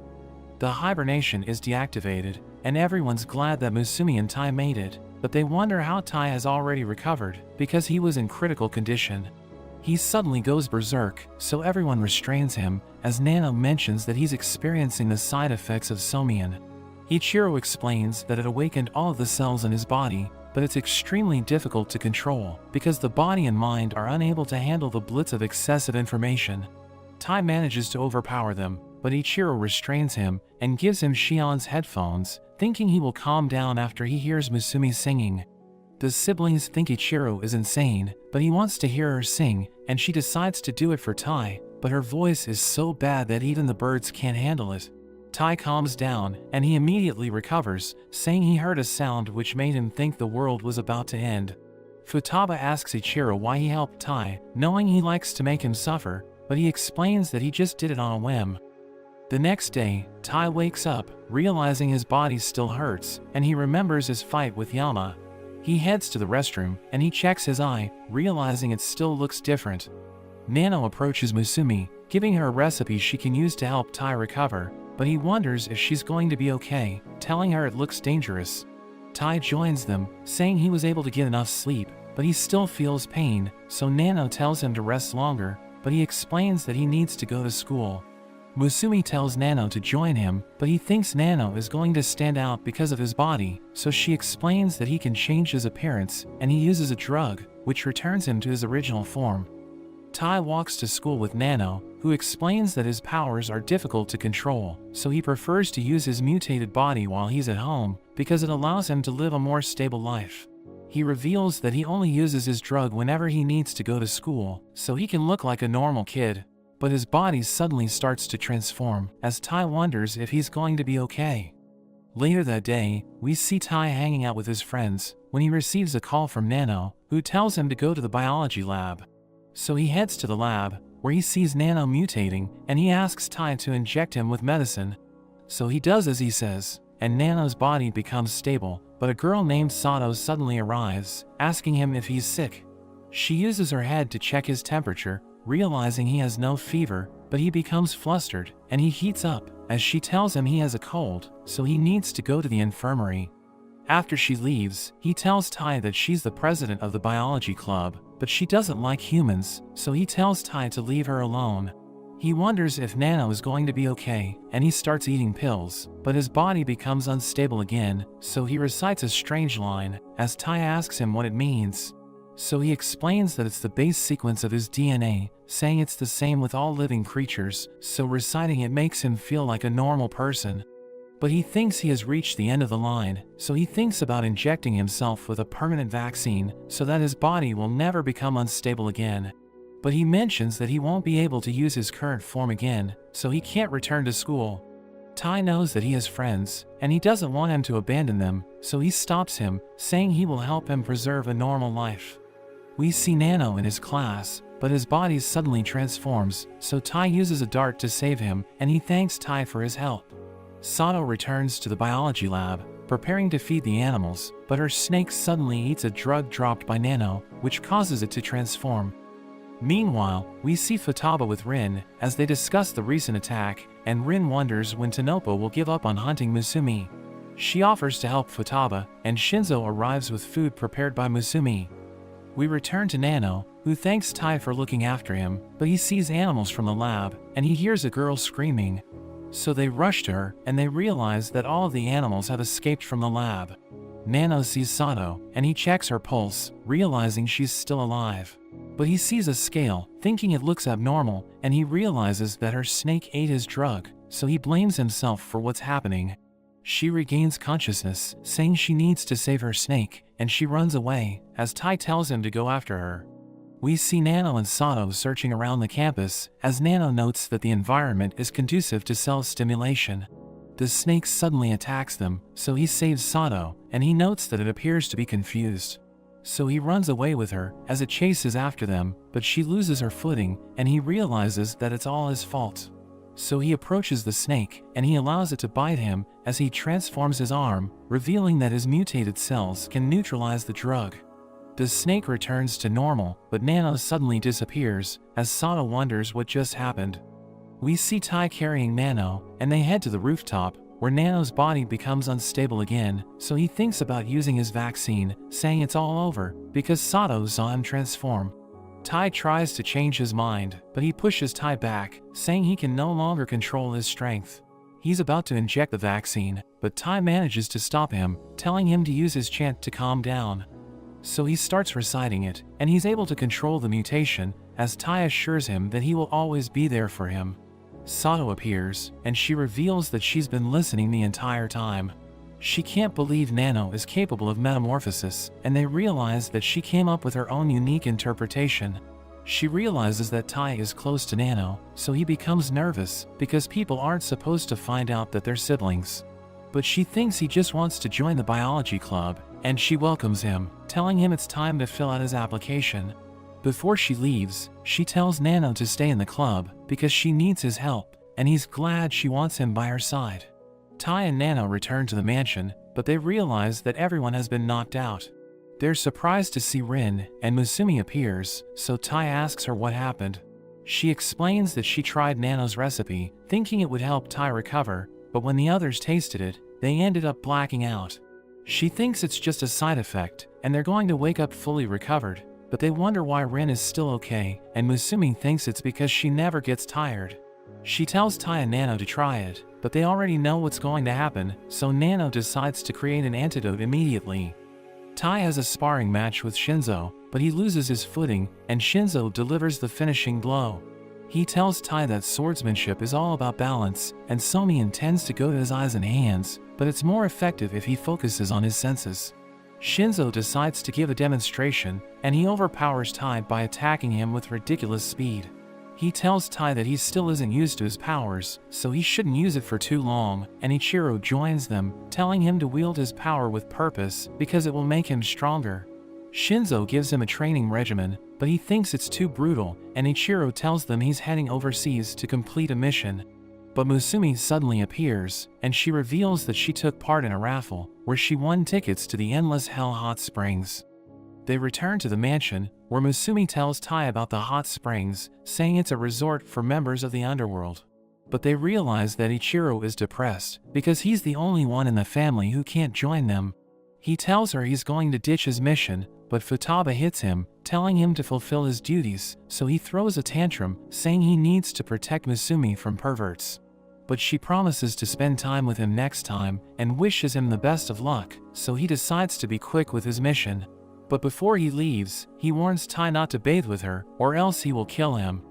They make their way to the hot springs, as Shion mentions that she knows a shortcut, but Shinzo panics, as their car falls into a lake. Tai thinks they're going to die, but she transforms the car into a sub, as she explains that it's impossible to reach the hot springs by normal means. They go through a cave, and they eventually reach their destination, but Tai realizes that it's filled with dangerous people. Futaba tells him not to worry, because the guests aren't allowed to fight each other on the premises, but a man recognizes them, and Shinzo recalls that Ichiro beat him up during one of his missions. The man prepares to fight, but the hostess named Emma stops him, asking him if he forgot about the rules, so he decides to leave. Futaba recognizes her, telling her Ichiro can't join them because he's on a mission, and she introduces Tai as Musumi's husband. Emma shows them their rooms, and Shinzo and Kengo rush in, as Nano explains that fighting over the chairs by the window is a family tradition. Nano asks Shinzo if he can take the spot, and Shinzo can't resist his cuteness, so he allows Nano to sit as long as he likes. Kengo calls Shinzo a loser, and Tai mentions that he remembers his little brother, who enjoyed sitting by the window, so the brothers start crying, as they tell him to take a seat. We cut to Musumi, as Futaba asks her if she's going to tell Tai something important, so she realizes that Futaba was onto her. She thinks this is the right moment, and she tells her not to worry, because she believes Tai will accept it. Everyone gathers at the banquet hall, where the siblings enjoy their meals, but the man blames them for destroying his organization, and he pours his beer on Futaba. But she suddenly starts laughing, saying it tastes great, and she throws the man around, as her siblings realize she's drunk, so Tai escapes with Musumi, as the others try to stop her. Tai takes Musumi to her room, as she tells him they have a private bath, and she invites him to join her. We see Emma escorting Ichiro to the banquet hall, as he reveals that he has already completed his mission, because he wants to protect Musumi. But as they reach the hall, they realize that everyone's fighting, and the siblings are surprised to see Ichiro. Tai joins Musumi in the private bath, as she reminds him that they're already married, so he shouldn't be embarrassed. She reveals that she used to bathe with her brothers when she was little, and they hear a commotion, as they realize that Futaba is still on a rampage. He explains that he's enjoying the moment, but she mentions that she needs to tell him something, as she stands up, so he becomes flustered. But he realizes that she has a scar on her chest, as she reveals that she was abducted by Tanopo, and they almost removed her heart, because they know it's filled with Somian. They wanted to use it to produce thousands of superhumans, but she knows that it would cause suffering, because the body needs to be weakened before it can adapt to her blood. This explains how Tai was able to gain his powers without any major side effects, and she tells him she was out of options, so she was forced to give him her blood. But she knows that her father set everything up, because he wanted Tai to acquire the family's powers. She recalls that he promised to save her mother, but she doesn't know why he's been acting strange, thinking everything about him is a mystery. Tai thinks they should meet him so that they can understand him better, but Shinzo suddenly crashes into the pool, and he tells them to run, as Ichiro arrives, threatening to kill Tai. But Futaba saves him, saying she's finally sobering up, and Ichiro challenges her to a pillow fight. But everyone suddenly surrounds him, and they gang up on him, but he manages to stop them. Shion uses her minigun, and she fires countless pillows, but he slices through them, and Kengo transforms into Musumi, so Ichiro becomes distracted. He restrains Ichiro, as everyone charges in, attacking him with their pillows. The next day, we see that they were able to defeat Ichiro, so they celebrate, thinking their victory will go down in history. We see Oga and Sui as they infiltrate a Tanopo facility, and they enter the storage area, realizing it was used to store Hazakura, but it's already empty. Oga sees a bomb, and it detonates, destroying the facility, as Makoto watches from a distance, saying he's glad that everyone's doing well. Oga and Sui are able to escape, and they realize that Tanopo is one step ahead of them, thinking the information they gathered was outdated. Meanwhile, Ayaka tells Musumi that the Hinagiku have been helping them investigate, but they still can't find clues about Tanopo. She mentions that Tanopo appears to be transporting something on a regular basis, thinking it's Hazakura. She explains that they can't pinpoint the destination, but they were able to figure out the routes, and the siblings have started their investigation. We cut to a train, where we see Musumi's father drinking with Makoto. He takes a box of steamed dumplings, and he opens it, as everyone mentions that it smells weird. Tai is working as a porter, and he struggles to perform his duties, realizing that he can't open the train's windows. He takes a break, as he mentions that nobody looks suspicious, so he wonders if Tanopo is using the train as a transport. We learn that he's been looking into Musumi's father, whose name is revealed to be Momo, but he can't find information about him because the records say he's already dead.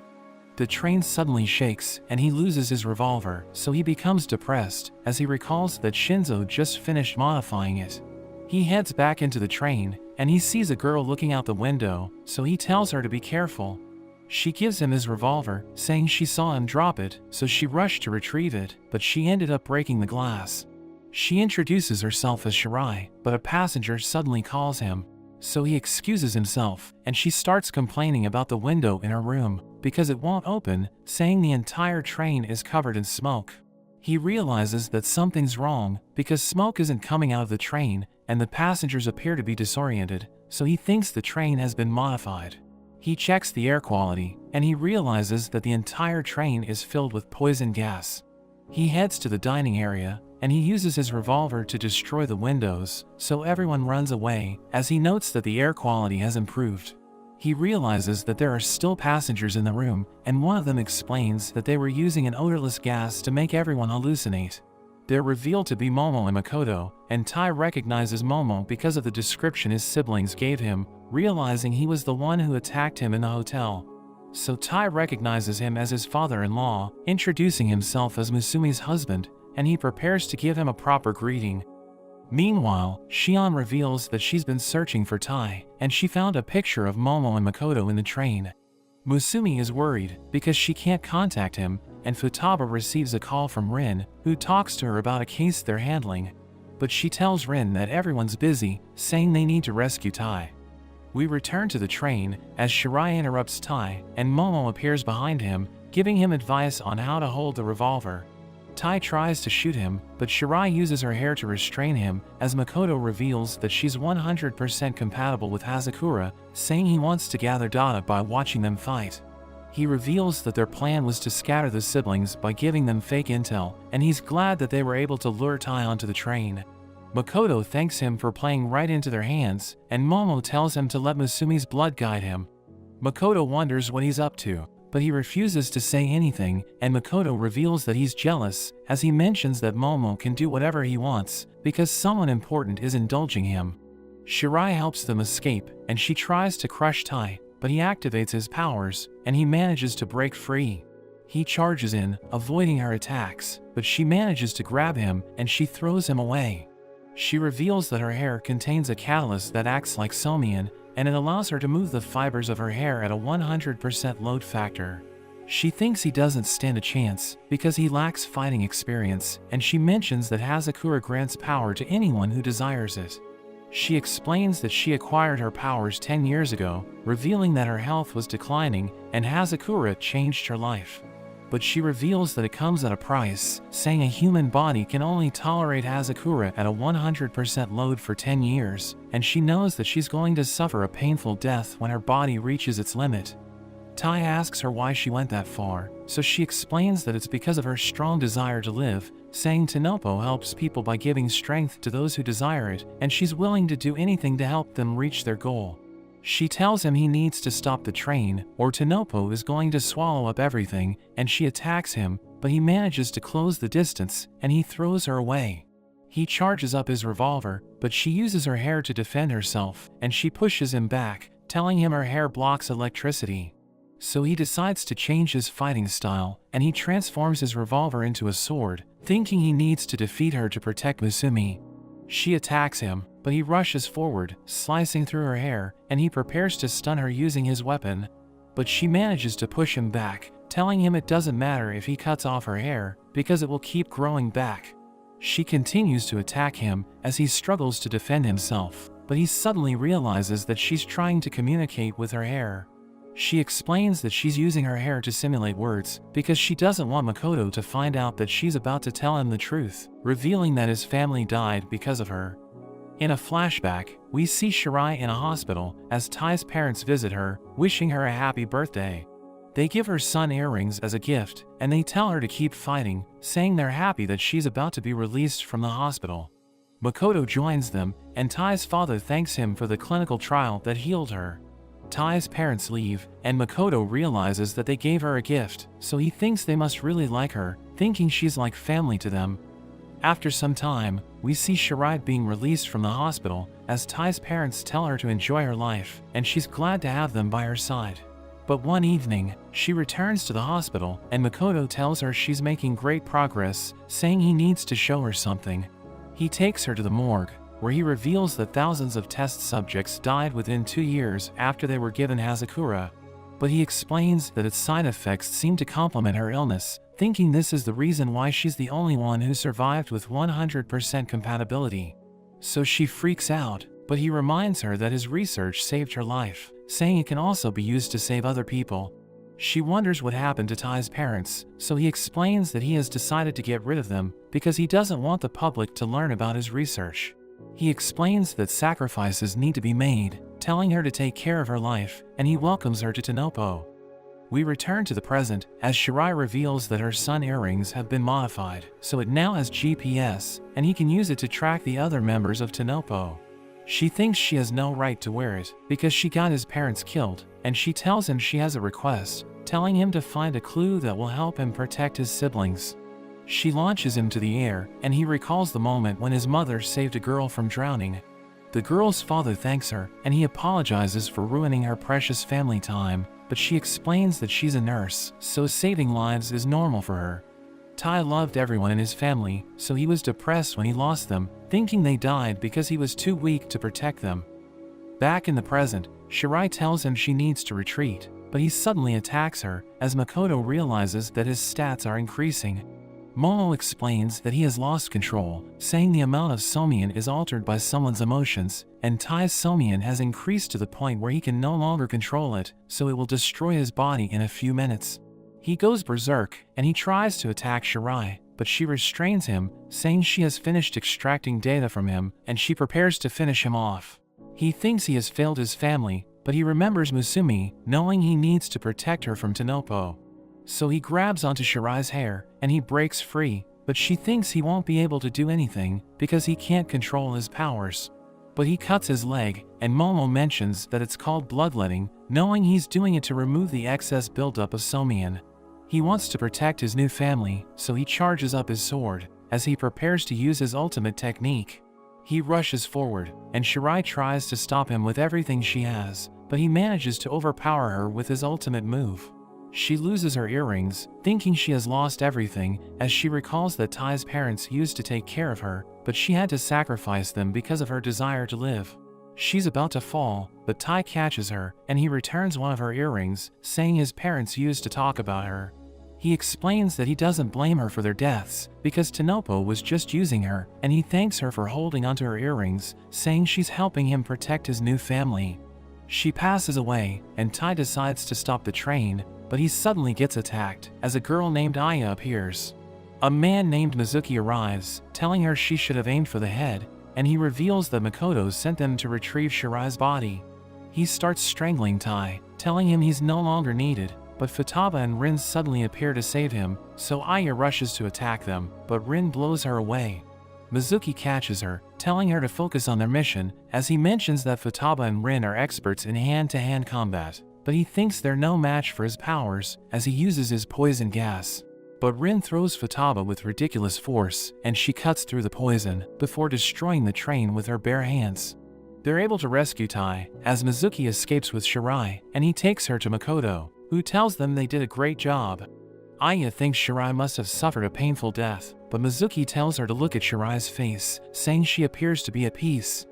Rin thinks they weren't able to obtain intel about Tanopo, but Futaba disagrees, saying she believes in Tai, so she thinks he got what he came for. We see the siblings in the mansion, as Rin tells them that Tanopo's hideout has been discovered, saying it's on Skeleton Island. She reveals that they were able to find it because of Shirai's earring, and she knows that there's a massive stockpile of Hazakura on the island, so she thinks Tanopo is up to something. She suggests attacking the hideout after a week, and the siblings decide to work with her, knowing they need allies to defeat Tanopo. After that, Tai thinks about his fight with Shirai, realizing he still has much to learn, and Ban suddenly appears, telling him he's there to train him. They head to the training area, as Ban reveals that he used to train there with Momo, thinking Tai would have gotten along with him. Ban wants Tai to get stronger, and he demonstrates his powers, telling Tai that he still has much to learn about Somian, because he's just using it to enhance his physical strength. Ban reveals that it can also be used to control the speed and weight of a bullet, and he explains that Momo used this technique against Tai, saying Momo's bullets are incredibly fast. So he wants Tai to get used to countering bullets, and he suddenly shoots him, but Tai realizes that he isn't injured, as Ban explains that he dialed down the bullet's force so that it won't kill him.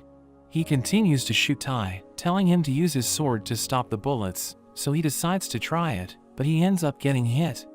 Ban tells him he'll be training him for a week so that Tai can get used to his powers, and he's determined to make progress, so Ban decides not to go easy on him. Meanwhile, Ichiro teaches Rin and Seiji how to use his weapon, but Rin ends up cutting her bandages, and we see that she has the symbol of Tanopo. We learn that they kidnapped her and experimented on her body, so she wants to get revenge by wiping them out, saying this is the reason why she founded Hanagiku. Nano sees the same symbol on Oga and Sui, as they explain that they were also test subjects, revealing that Rin rescued them from Tanopo, but many of their companions ended up dying because of the long-term effects of Hazakura. Nano mentions that he has finished analyzing their blood, and he thinks he might be able to fix the damage Hazakura inflicted on their bodies. He thanks them for participating in his research, and Sui reminds him that he once tried to kill him, but Nano mentions that he doesn't mind, saying he won't die that easily. Shion investigates Tanopo, as Kingo visits a man named Hatoda, who reveals that he's working on a new project for Kingo. Shinzo cries as he works on a new weapon, as he reveals that his parents gave him the blueprints, but they weren't able to finish it.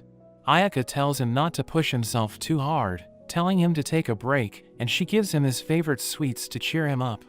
We see Futaba with Sakiyo, as countless men try to take her down, but as she prepares tea, she creates a whirlwind which blows them away. Sakiyo mentions that it's his first time observing her family's tea ceremony, and she asks him why the other members of the Spy Association didn't join them. So he explains that the gold rank members are busy, but he offers to help her, saying he wants to work with Tai. We see Tai in terrible condition, so Masumi becomes worried, and Ban mentions that they aren't making progress, so he decides to change his teaching method. He knows that Tai hasn't fully awakened his powers, so he decides to tell him about the blooming state, which is when Somian brings out the body's full potential. He reveals that the ability granted by blooming differs from person to person, and he demonstrates his power, saying it allows him to slip through spaces that are impossible to penetrate. He adds that he can use it with a gun, and he shoots the ground, causing water to burst out, as he reveals that he infused the bullet with his power, so it was able to reach the water beneath the mansion. He decides to teach Tai how to use blooming, but he suddenly starts dancing with him, as he explains that he's trying to get him to resonate with his body, because it's the best way to awaken Tai's powers. He suddenly shoots Tai, but he's able to react on time, as Ban notes that he's already close to blooming. Ban thinks about calling it a day, but Tai wants to keep going, saying there's no risk involved. But Ban tells him he's about to experience the real risk, as he decides to shoot Musumi with an extremely powerful bullet. But Tai manages to block it, and he realizes that he has fully awakened his powers. Ban knows that his power is hardening, revealing that the ability granted by blooming is a reflection of a person's humanity, and he reminds Tai that he has always been passive during his past battles. So Ban decided to force him to protect Musumi, knowing it would unlock his full potential, but he becomes upset, telling Ban not to shoot her.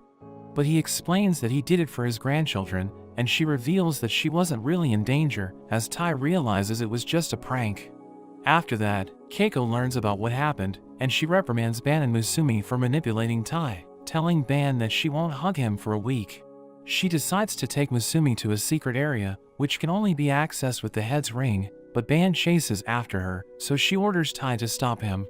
They reach the deepest part of the mansion, which is revealed to be the head's chamber, and Keiko explains that it was created as a place of refuge.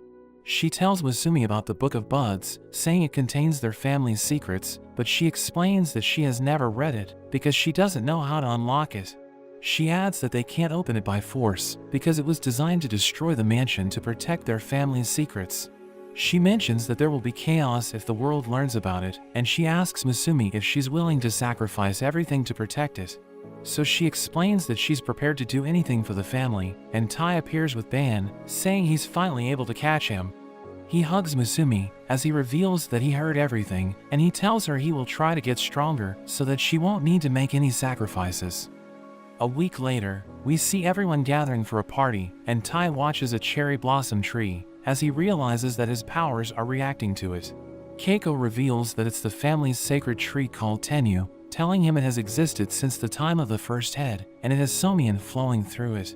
She explains that their tradition is to gather there before important events, and she gives him rolled omelets, but Ban suddenly rushes to her.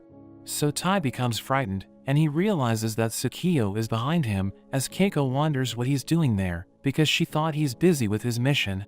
But he explains that he finished early because he wanted to meet Tai, and he hugs him, saying he also made omelets for him. But Ayaka suddenly arrives, telling him not to eat it because it might be poisoned, and she reveals she also made some for him.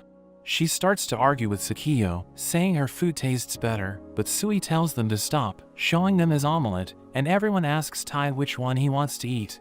But he takes all of them, and he shoves them into his mouth, saying they all taste delicious. Meanwhile, we see Makoto with the other members of Tenopo, and he mentions that they should celebrate because they're about to launch the seed sowing project tomorrow. One of them, named Inuma, mentions that his chicken is still raw, so a girl named Akai uses her powers to cook it. Makoto mentions that his chicken is also raw, but she burns him, so Aya decides to help him, but she accidentally throws her cake at him instead. We return to Tai, as he wonders why everyone's preparing for a concert, so Ban tells him it's a family tradition. Shion starts performing, and we see that she has formed a band with Musumi and Keiko. She sings a song about fighting evil to achieve world peace, as Ichiro and Ban dance with their glow sticks, while Nano joins her on stage, and he starts dancing with Goliath. Her performance comes to an end, but she becomes embarrassed because she didn't want to sing in front of everyone. Shinzo tells her she has a great voice, but she tells him it's his turn to perform. So he forms a band with Ayaka, and they begin their performance, but he starts screaming, as everyone realizes that his voice is terrible. They enjoy the rest of the night together, and before calling it a day, Musumi announces that they will begin their mission tomorrow. She mentions that they have 3 goals, saying the first one is to arrest Makoto and retrieve the Hazakura in his possession. The second goal is to liberate the test subjects at the hideout who are being subjected to Hazakura experiments, and the third one is to unmask the truth about Momo, whose actions are unpredictable. She tells everyone to complete the mission, but Tai suddenly gets captured by Ichiro. He sees a grave, as Ichiro reveals that it belongs to his mother, but he explains that her remains haven't been recovered, and he thinks Tenopo is using her body to develop Hazakura. He tells Tai that they need to complete a secret mission where they will recover his mother's body and give her a proper burial. Tai wonders why Ichiro gave him the mission, so he explains that he doesn't want his siblings to know about it, because they will suffer if they learn what happened to their mother. He tells Tai to complete the mission in case anything happens to him, but Futaba interrupts him, telling him they should play sumo together. Musumi approaches Tai, saying she won't ask him what Ichiro told him, but she tells him she will always be rooting for him. The next day, Makoto reveals that he still has a hangover from last night's party, but a member of Tenopo named Chaka mentions that intruders have been detected. We see Keiko driving the family car, and Tai prepares to jump with his siblings, as Ayaka mentions that she'll be watching over Musumi with Shion. The siblings ride Goliath as they dive to the island, and Chaka mentions that they'll be arriving in 1 minute. Makoto wonders how they were able to find the hideout, so Momo explains that it's because of Shirai, saying he knows what happened during her fight with Tai. Makoto asks him why he didn't tell everyone about it, so he tells them it's because they never asked. Shion reveals that her siblings have entered the hideout's wireless range, so she can now access Tanopo's inside information. She explains that Makoto is hiding in the nerve center of the underground base, and the plan is to use Goliath to destroy the entrance, but she suddenly loses access as Chaka updates the system. Makoto realizes that Akai is gone, so Anuma tells him she left to guard the entrance, but he isn't worried because he knows that she's the strongest member in the team. She tries to burn the siblings, but Futaba uses her finger to control the flames, and she manages to destroy the entrance. The siblings enter the base, as Shion orders Kingo and Nano to rescue the test subjects, while Tai and the others move towards the nerve center. Futaba realizes that reinforcements have arrived, and she tells them to surround the island, but Akai is about to blast Goliath, so he jumps away, and we see that she has already recovered. So Futaba tells Goliath to clear the path for the others, and she prepares to deal with Akai. Akai blasts Futaba with her flames, but it doesn't work, and Makoto tells Chaka to call for reinforcements. But he explains that he can't, and we see Keiko destroying their equipment, so Makoto wonders what they should do next. Anuma realizes that he needs to fight, but he tells everyone he's going to leave them if it gets too dangerous. We see Shinzo and his siblings fighting Makoto's men, but dark spikes suddenly appear as a member of Tanopo named Kurosawa makes his entrance, and he starts attacking them. So Shinzo opens fire, hitting him multiple times, but his bullets don't work, but he tells the others that he'll take care of Kurosawa. So they rush ahead, as he realizes that Kurosawa's body is made of steel, so his guns are useless against him. We return to Futaba, as she tells Akai to surrender, because Makoto is their only target, but she mentions that she has nothing to lose, and she enters her blooming state. She fires a powerful heat wave, and Futaba thinks she can deflect it, but her glove starts burning, so she throws it away, as Akai tells her she made the right move, because her flames can't be extinguished. She surrounds Futaba with her flames, but she controls the air around her, preventing the flames from reaching her. But Akai thinks she might be able to overwhelm her, so she strikes the ground, summoning countless heat waves, which cause a massive explosion. Makoto recalls that she used to be an ordinary high schooler, and he was able to find her by hacking medical records, thinking she has already matured. In a flashback, we see Makoto as he watches Akai's house burning, and he sees a suspicious man, thinking he's the one who started the fire. He manages to rescue Akai before the firefighters arrive, and he turns her into one of his test subjects, using her siblings' bodies to help her recover. When she finally regains consciousness, she finds the man who started the fire, and she burns him to death, as Makoto asks her if she feels better. Back in the present, Akai realizes that her attack didn't work, but she reveals that she still hasn't unleashed her full power, telling Futaba she's going to die if she doesn't kill her. But Futaba mentions that she has no plans to kill her, and she enters her blooming state. Akai recalls that Makoto told her she has mastered the Hazakura blooming, but she's still no match for the real thing, so he tells her to avoid the siblings if they unleash their full power. But she wants to see how powerful Futaba is, so she attacks her, but Futaba extinguishes her flames. She reveals that her blooming allows her to nullify all attacks using her fingers, telling Akai she doesn't stand a chance.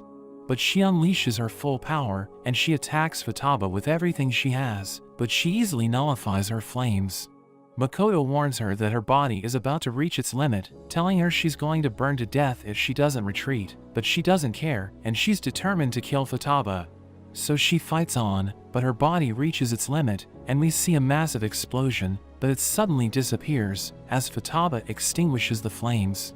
She tells Akai she cares for her, and she blasts her with a gust of wind, which removes the flames in her body. She knows that Akai lost everything, but she tells her about Tai, saying he also lost his family, but he never gave in to despair. She tells her to stay down, and Akai loses consciousness, as Futaba reports that she was able to defeat her, but she warns her siblings that she detected a power similar to blooming. Makoto realizes that the situation is getting worse, but he mentions that it doesn't matter if their hideout is destroyed, because it won't affect the seed-sowing project, and we see the frozen body of Musumi's mother Rei. Futaba asks Shion if she was able to learn anything from the enemy transmissions, so she reveals that she was able to find the passcodes for the hideout, saying she will use it to help their siblings rescue the test subjects. We see Nano and Kengo as they encounter a group of enemies, and Nano uses tear gas to put them to sleep. But the place is suddenly covered in ice, as Enuma appears, saying he wants to end the fight quickly. Kengo uses his new weapon, which allows him to create copies of himself, and we learn that Hatoda made balloon puppets for him, but he used his other equipment to turn them into his clones. He uses his clones to surround Enuma, who summons spikes to defend himself, telling Makoto that the siblings are targeting the research wing. So he realizes that they're trying to rescue the test subjects, and he thinks about ordering Kurosawa to wipe them out, telling Enuma to secure the power source. So he immediately retreats, as Kengo and Nano wonder where he went. Aya begs Makoto not to kill the test subjects, but Mizuki stops her, and Makoto tells Kurosawa to do it. So he dashes past Shinzo, as he goes on a rampage, and Shinzo can't believe he's killing his own allies. We learn that Kurosawa doesn't fear death, and he doesn't feel anything when he murders other people, so he always attacks with the intent to kill. A man shoots him with a rocket launcher, but it doesn't work, and he ends up getting stabbed.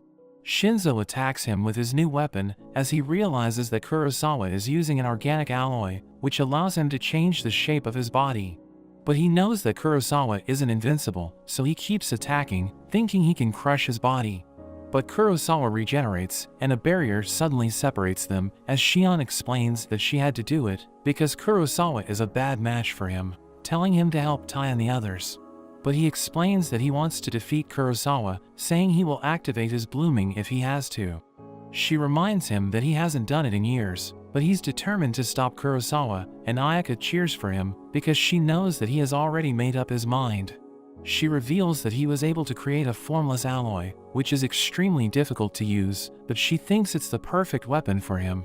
Shinzo smashes Kurosawa's body, and cuts him into pieces, but his body regenerates, and he covers the area with his alloy, attacking Shinzo from all sides, as he uses a shield to defend himself, but he ends up getting hit.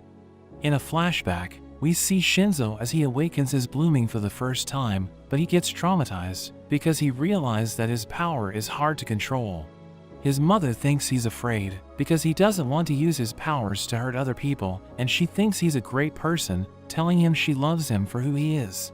Back in the present, Shinzo stabs the ground, destroying Kurosawa's alloy, and he begs him not to die, as he activates his blooming. He transforms his weapon into a drill, and he attacks Kurosawa, but he blocks it by creating a shield, and he blows him away.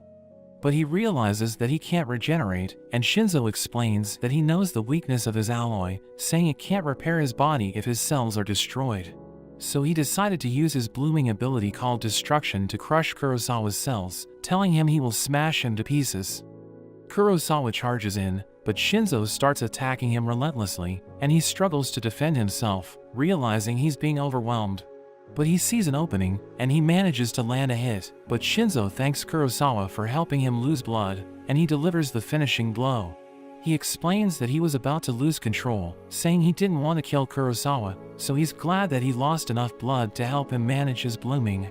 He reports that he was able to secure the route, but he sees a group of enemies approaching, so he prepares to fight them, but their heads suddenly explode. We learn that Makoto wanted to minimize the risk of data leaks, so he decided to get rid of his men, and he activated their self-destruction chips. Chaka thinks it was unnecessary, but Makoto tells him it's okay, saying they just need to make sure their plan succeeds. The siblings are confused, wondering why their enemies exploded, and Shion realizes what Makoto is up to. So she tells the others that he doesn't care about the hideout or his test subjects, because he's willing to sacrifice everything for his plan. She reveals that she was able to discover a file about the seed sowing project, and she mentions that there are 2,000 tons of Hazakura at the deepest part of the hideout, saying it's enough to affect billions of people. She adds that the storage vault is covered with explosives, which are set to explode when the containers reach its full capacity. When that happens, the Hazakura will be released into the ocean, and it will spread to the coastal cities, where it will destroy the lives of countless people. Shion reveals that they have 30 minutes before the explosion, and she decides to hack into the detonation system using her brain waves. But she encounters an error, and she realizes that her hacking system's output is dropping. Chaka knows that she's using the power sources in the hideout to hack the system, so he ordered Enuma to shut them down, and she realizes that she's about to lose power, so she starts to panic. But Kingo suddenly activates a power source, and Enuma stabs him, but he realizes that it was just a clone. Kingo's clones rush to activate the power sources, and he tells Xion to focus on dealing with the detonation system, but she thinks his plan won't work because he's going to run out of clones. But he tells her not to worry, and he reminds her that she never puts herself at risk while her siblings are fighting, telling her she's a shut-in, so she doesn't always see them. But he tells her they care about her, and they want to enjoy the action with her. So she decides to go with his plan, telling him where to find the power sources, and she turns off the lights, thinking it will throw their enemies off, but Enuma continues to pursue him, and Kingo wonders how he can see him. We learn that he has activated his blooming, and Chaka is giving him instructions, telling him where to find Kingo's clones, as he uses his eyes to freeze them. Kingo realizes he's running out of clones, so Xion becomes worried, and Chaka thinks they're losing because they underestimated him. We learn that Chaka was confined in an institution when Makoto found him, and everyone neglected him because he couldn't communicate with others. But Makoto knew that he had a brilliant mind, so he asked him if he wanted to join Tanopo. Chaka thinks he has the advantage, so he tells Xion to give up, saying she'll never understand him, but she explains that she already does, telling him they think alike, because they're both shut-ins. We see that Enuma has caught up to Kingo, and he's about to kill him, but Kingo suddenly covers the area with smoke, and he activates a power source. Chaka asks Enuma what's happening, but he doesn't know who he's talking to, because there are now more Enumas waiting for his orders. The real Enuma is confused, because he hears Chaka giving him ridiculous commands, and Chaka realizes that Xion is jamming the transmissions with his voice. We learn that Kingo disguised his dolls as Enuma during the blackout, and Xion was able to hack into Chaka's channel as Kingo flooded him with fake messages. Xion tells him he's going to lose because he can't communicate with the real Enuma, and Kingo manages to activate all of the power sources, so she enters her blooming state, telling him it's time to make their move. So he activates his blooming, and he approaches Enuma, revealing that his power improves his ability to empathize with the person he's looking at. He copies Enuma's eyes, telling him his real name is Ryo, and he's wearing a jacket given to him by his grandmother Hako. Kingo mentions that his parents abandoned him, so he ended up living in an alley, and he can't believe Kingo knows everything about him. In a flashback, we see Enuma with Hako, as he steals her food, so she becomes upset, telling him to leave her territory. But he mentions that her days are numbered, and he tells her he likes the spot, because it has warm air coming from inside the building, so he thinks she should leave it for him instead. But one day, it starts snowing, and he realizes that she's gone, thinking he's about to freeze to death.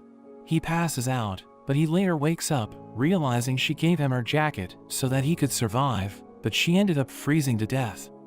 Back in the present, Kingo knows that Makoto eventually found Enuma in the alley, and he tries to shut him up. But Kingo explains that blooming weakens when the soul wavers, and he reminds Enuma that Hako saved his life, telling him he can't stay frozen with guilt forever. So he loses his will to fight, and Chaka feels like he's being watched, as Xion reveals that her blooming allows her to gain full control of the hideout system, telling him it's all over for him. She makes the system self-destruct, and he gets caught in the explosion, as she tells her siblings that she has finally broken through the defense system. Tai and Ichiro arrive at the deepest part of the hideout, and they see Makoto, who tries to provoke Tai, but Ichiro knows that it's a trap, saying the hideout will explode if Makoto takes damage. But he explains that he's willing to sacrifice everything for his project, and he tells them Nano is going to die if they don't do anything.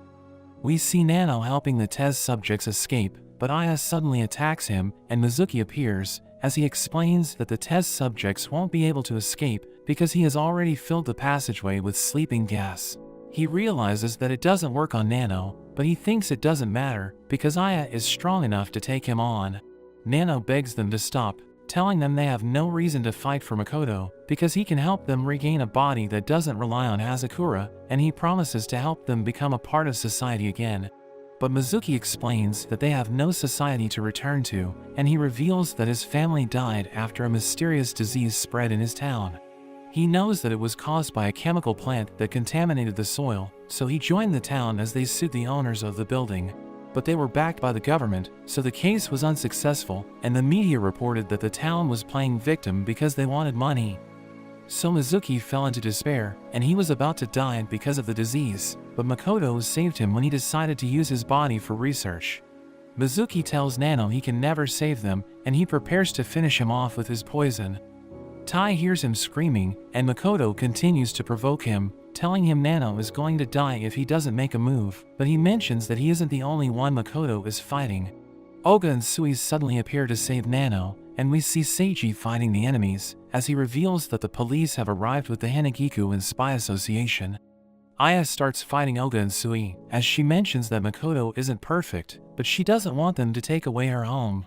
Nano decides to use his blooming, and he returns to his original form, as there are orbs that form around him. Mizuki realizes that they're absorbing his poison, and Nano explains that they're crystallized cells of Somian, saying they can counteract any poison they come into contact with. He reveals that he saw the list of test subjects, and he thinks Makoto ruined their lives, because they could have adapted to their environment instead of relying on Hazakura. He uses his ability to detoxify Mizuki, removing the poison in his body, but Aya suddenly collapses while she's fighting Oga and Sui. So Nano rushes to her, and he realizes that she can't control the Hazakura in her body. Sui thinks she's going to die in a few minutes, so Nano tries to save her with his ability, but it doesn't work, and her condition continues to get worse. Mizuki thinks he can save her, and he gives her his Hazakura, but Nano is shocked, reminding him that his body completely relies on Hazakura, but he reveals that Aya reminds him of his daughter. We learn that Aya was abused by her mother, and Mizuki learned about it, so he decided to kill her.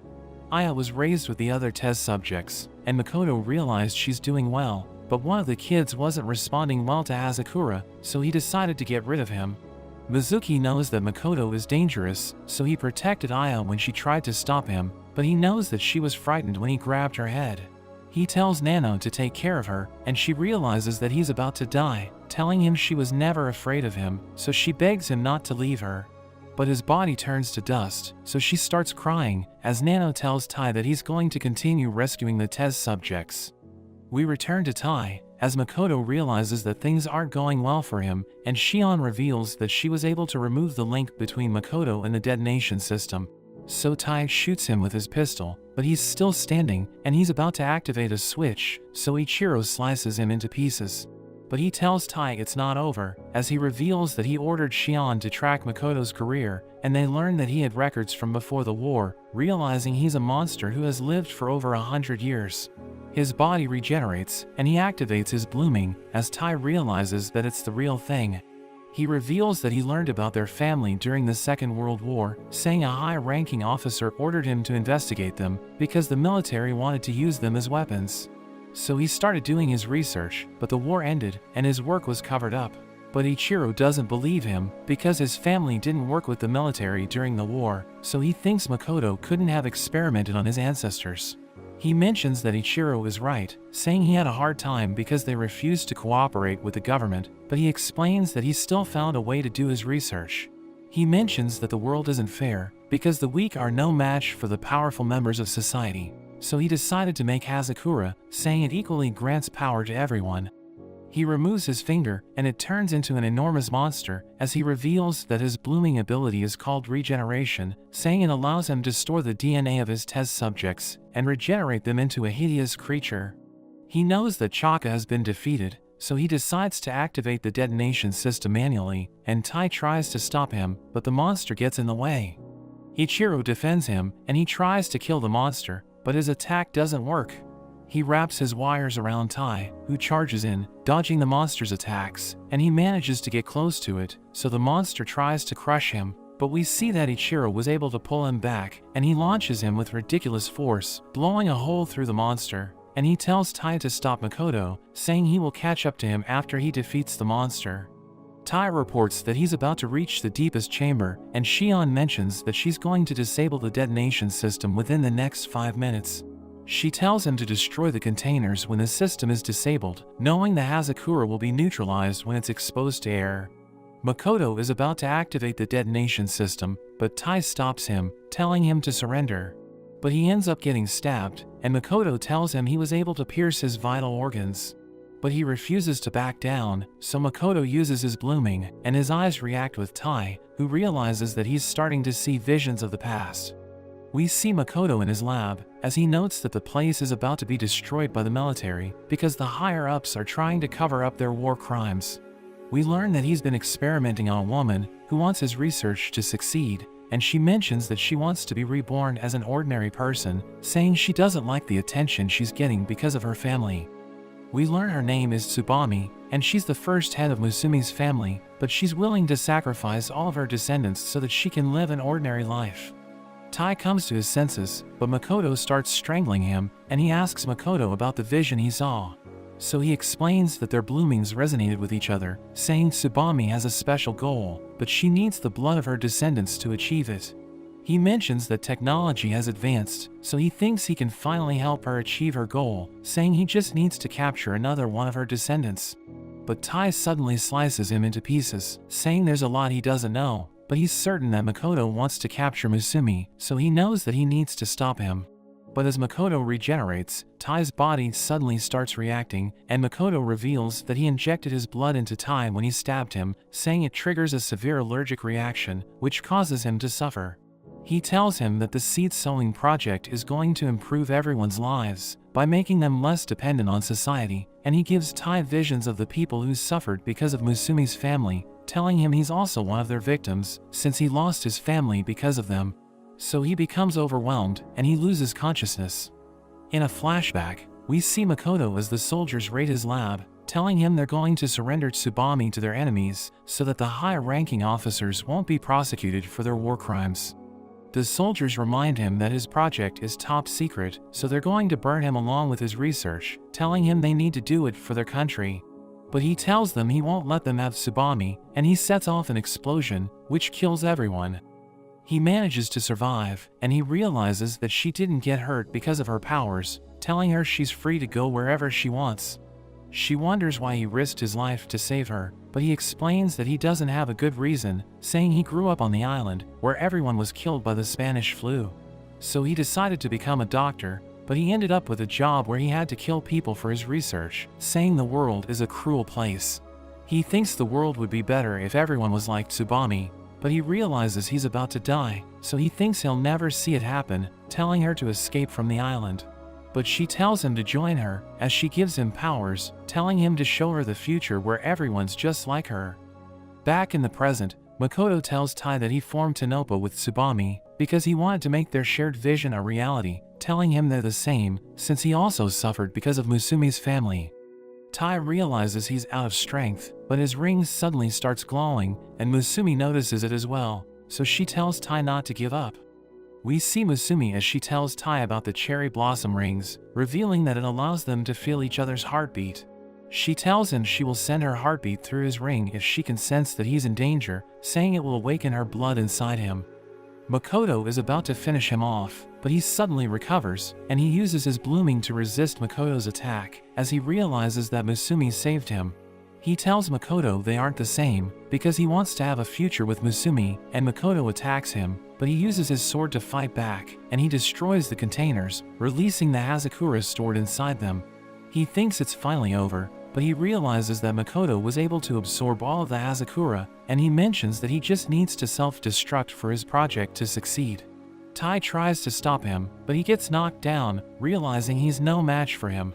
But the siblings suddenly arrive, realizing that Makoto has turned into an abomination, and Shion reveals that he's storing the Hazakura in his shoulder. Ichiro realizes that Tai is affected by blooming resonance, so he tells everyone not to use their blooming, telling them to stick to Formation Nirvana. Shinzo charges in, and he creates an opening for Kendo, who summons clones that transform into drills. Makoto thinks it's useless, but Nano releases poison gas, and it enters through the holes made by Kendo, preventing Makoto from moving, as Ichiro and Futaba combine their powers to launch a devastating attack. But it doesn't work, and Shion can't believe that their attacks have no effect. Tai notices a thread attached to Makoto's body, and he calls out to Ichiro, who stares at him, as Shion reveals that Makoto is about to explode. But Ichiro mentions that they're going to finish him off with their next move, telling them to use the Sakura root formation, and Tai is going to serve as their axis. The siblings think it's too dangerous given his current condition, but they decide to do it anyway, and Futaba pushes him forward. Makoto tries to stop him, but Ichiro supports him, and he slices through Makoto's arm. Kingo creates clones of him, and they self-destruct, as Shinzo uses his weapon to destroy the ground, and Futaba launches the debris toward Makoto, who thinks it's useless, because the debris can't hurt him. But we learn that Tai is disguised as one of them, and his siblings buffed him with their skills. Makoto doesn't notice him because of the barrage, and he pierces through the ground. Ichiro reveals that the Sakura Roots formation is used to counter underground bunkers, and Tai was the one who suggested it, because he realized that Makoto was hiding something beneath him. He reaches a secret chamber, where he sees Rei's body, but he realizes that there are threads around her. He touches one of them, but he gets a strange feeling, as he hears Makoto's voice, telling him it's crystallized Somian. We learn that it's attached to Makoto's body, giving him the power to contain the Hazakura, so if Tai removes it, his body will be destroyed, but it would trigger a massive explosion, which would kill Tai in an instant. But he grabs onto the threads, as he thinks about going beyond his limit for Musumi, and he removes them, triggering a powerful explosion, but he manages to survive because of his blooming ability. Shion reveals that Makoto's Hazakura level is dropping, and he realizes that he can't maintain his body, so he decides to use his remaining strength to self-destruct. But Futaba uses her blooming ability to seal the energy from the explosion, as Nano crystallizes the Hazakura in Makoto's body. Kingo also uses his blooming ability to decrease Makoto's Somian output, and Shinzo wraps his weapon around him, as Ichiro sends his wires into Makoto's body, saying it will make his cells vulnerable to their next attack. Tai suddenly appears, and he summons lightning, destroying every cell in Makoto's body. He realizes it's all over for him, and he hears Tsubami's voice, telling him his plan didn't work because he's too kind. She thanks him for his research, saying she will give it to someone else, so that it won't go to waste, and she mentions that the 100 years they spent together was too short, but she enjoyed every moment of it. She bids him farewell, and he collapses, as Ichiro reports that they were able to capture him. Seiji mentions that all of the enemies in the hideout have been defeated, so everyone celebrates, realizing it's all over, and Ichiro takes Rei's body, planning to give her a proper burial. We see Momo as he's about to leave the island, but Ban stops him, knowing he has Rei's heart. Ban tells him to hand it over, but he refuses, so Ban shoots him, and he uses his ability to stop the bullet, but the impact creates a huge shockwave. He's impressed by Ban's power, saying his ability wasn't able to absorb the entire force of the bullet, but he suddenly disappears. After that, the authorities arrest Makoto, and he waits to stand trial for his crimes, while the other members of Tanopo are under observation. We see Musumi walking in the woods, and she sees Tai near her mother's grave, so she tries to surprise him, but he reveals that he saw her approaching. She explains that she can feel her mother's blood, so she knows that Rei has been buried there, but she asks him why he didn't tell everyone about his secret mission. We learn that the siblings found out, so Ichiro tried to explain, but Futaba started beating him up. Tai mentions that they still don't know anything about Momo, and he promises to investigate him, but Musumi thinks she needs to pay respects to her loved ones first, and she thanks him for giving her mother a proper burial. The next day, Tai sees Musumi wearing her wedding dress, and Kingo dresses him up, as Futaba tells him it's time for the wedding. So they make their way to the reception area, where Futaba thanks the guests for coming, telling them to enjoy themselves. Tai thinks the wedding is weird, so Musumi tells him that the family is holding the event to introduce the new head and her husband to their clients, revealing that most of them work in the underworld. She mentions that her siblings suddenly decided to do the event this morning, saying the timing is perfect because they just finished their mission on Skeleton Island. The oldest spy in the world approaches Tai, but he suddenly attacks him, and Tai barely manages to avoid it. The spy removes his disguise, and we see that he's actually Ban. Keiko mentions that they're there to congratulate Tai with murderous intent, so he becomes confused, and Ichiro tells him about their family tradition, saying everyone's there to test him by trying to kill him. Ban tells him that he and Musumi could die during the wedding, so he starts to panic, but Ichiro mentions that he will defend Musumi, telling Tai that he needs to protect himself during the event. But they hear Rei telling Ichiro to stop, and they realize that she made a video letter for the wedding when they were still kids. Ichiro wonders why she told him to stop, so she explains that she's worried because he's too attached to Musumi. We see Futaba taking care of her, as Ichiro throws a tantrum, saying he wants her back, and Rei tells them all to stop fighting. They watch the video together, and Musumi starts crying as she remembers her mother.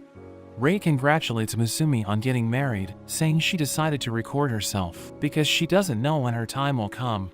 She mentions that she enjoyed taking care of all of them, saying she wants Musumi to feel the same way when she becomes a mother.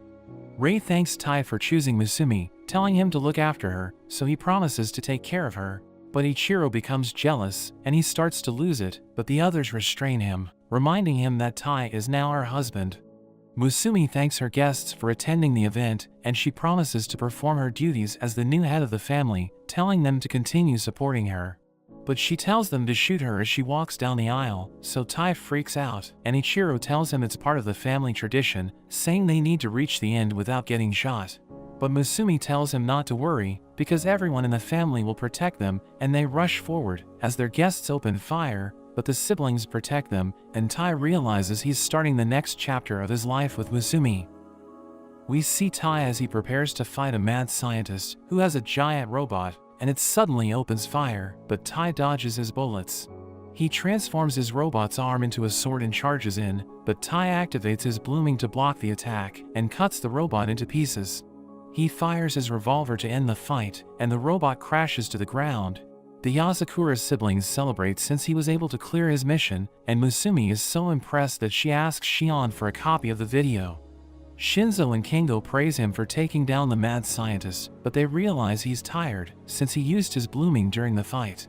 Ichiro tells him he still has a long way to go, since he shouldn't use his blooming to defeat weak opponents, and Shinzo reminds him that it puts a lot of strain on the body.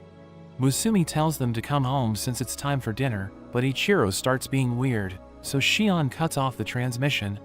Futaba receives a call from Rin, who asks for a favor, and we see that she's with Ai. After that, Rin visits the Asakura mansion and tells Futaba to look after Ai, so she tries to talk to her, but Ai is frightened. Rin explains that she's nervous around people since Tanopo was a closed-off community, but Futaba tells Rin not to worry since her family will look after Ai. Rin notices she's sad, so she tells her not to worry and promises to visit her as much as she can. The next day, Rin returns to visit and asks Futaba how Ai is doing, so she explains that they can't expect her to change overnight. Rin heads to her room and asks her how she's been, but she realizes that Ai has warmed up to Tai and Musumi, who treat her like their own daughter. Rin can't believe it, and Futaba explains that she was afraid of them at first, but they gained her trust after they spent time with her. Futaba notes that they plan to send her to kindergarten, but Rin wonders why Ichiro isn't there, so Futaba explains that she sent him on a mission since he got on her nerves. Ai tells Rin she's about to go to kindergarten, and Tai and Musumi are proud of her, since they still remember the time when she was a baby. Rin realizes they have fabricated memories, so she tells Futaba they've gone insane, but Futaba is just glad they were able to form a connection with Ai. After that, Tai and Musumi tell Ai to eat a bell pepper, and she thinks it looks gross, but she eats it anyway. She's proud she was able to do it, and the siblings want to play with her, but Futaba thinks they might scare her, so she tells them to focus on their missions. As Musumi washes the dishes, she realizes that Ai's favorite TV show is about to start, and she promises to watch it with her. Tai notes that he needs to leave for his next mission, and tells them not to wait for him, since he'll be home late. They watch TV together, and Musumi notes that the main character looks like Tai, but she leaves to get cake. Ai sees the main character pat a boy's head, which reminds her of how Mizuki used to do it to her, so she starts to cry. That evening, Ai leaves while Musumi is sleeping, and we learn that she wants to stay in the mansion forever, but she knows that Tanopo will never accept her if she stays with the Asakuras. She thinks she deserves to be alone for the rest of her life, but lightning suddenly strikes a nearby tree, and it's about to crush her, but Tai suddenly slices it in half. He tells her he knew how she felt from the start, since he watched her, and he explains that he understands how she feels, since he also joined the family as an outsider. He knows that they can never take Mizuki's place, but he wants her to be their friend, and she cries as she hugs him. They return home, and Musumi tells them to take a bath, but Ai apologizes for running away, so Musumi tells her it's fine. The ceiling suddenly collapses, and they realize that the siblings were spying on them, so Ai becomes scared. But they give her gifts since they want her to like them, and she thanks them for being nice to her. The following day, a boy wakes Tai up and asks him if he's Musumi's husband, but he realizes it's Ichiro. He screams as he freaks out, and Musumi asks him what's wrong, but she can't believe Ichiro turned into a kid, and her siblings are also surprised to see him. Everyone wonders what happened to him, so he explains that he doesn't remember, but thinks he drank a super potent energy drink. Nano reveals that he made it for Tai, and explains that it's extremely effective, but it has a side effect that causes the user to mentally and physically regress. Ichiro realizes he has turned into his 6-year-old self, but he mentions that he's happy for Musumi, since she has grown into a wonderful woman.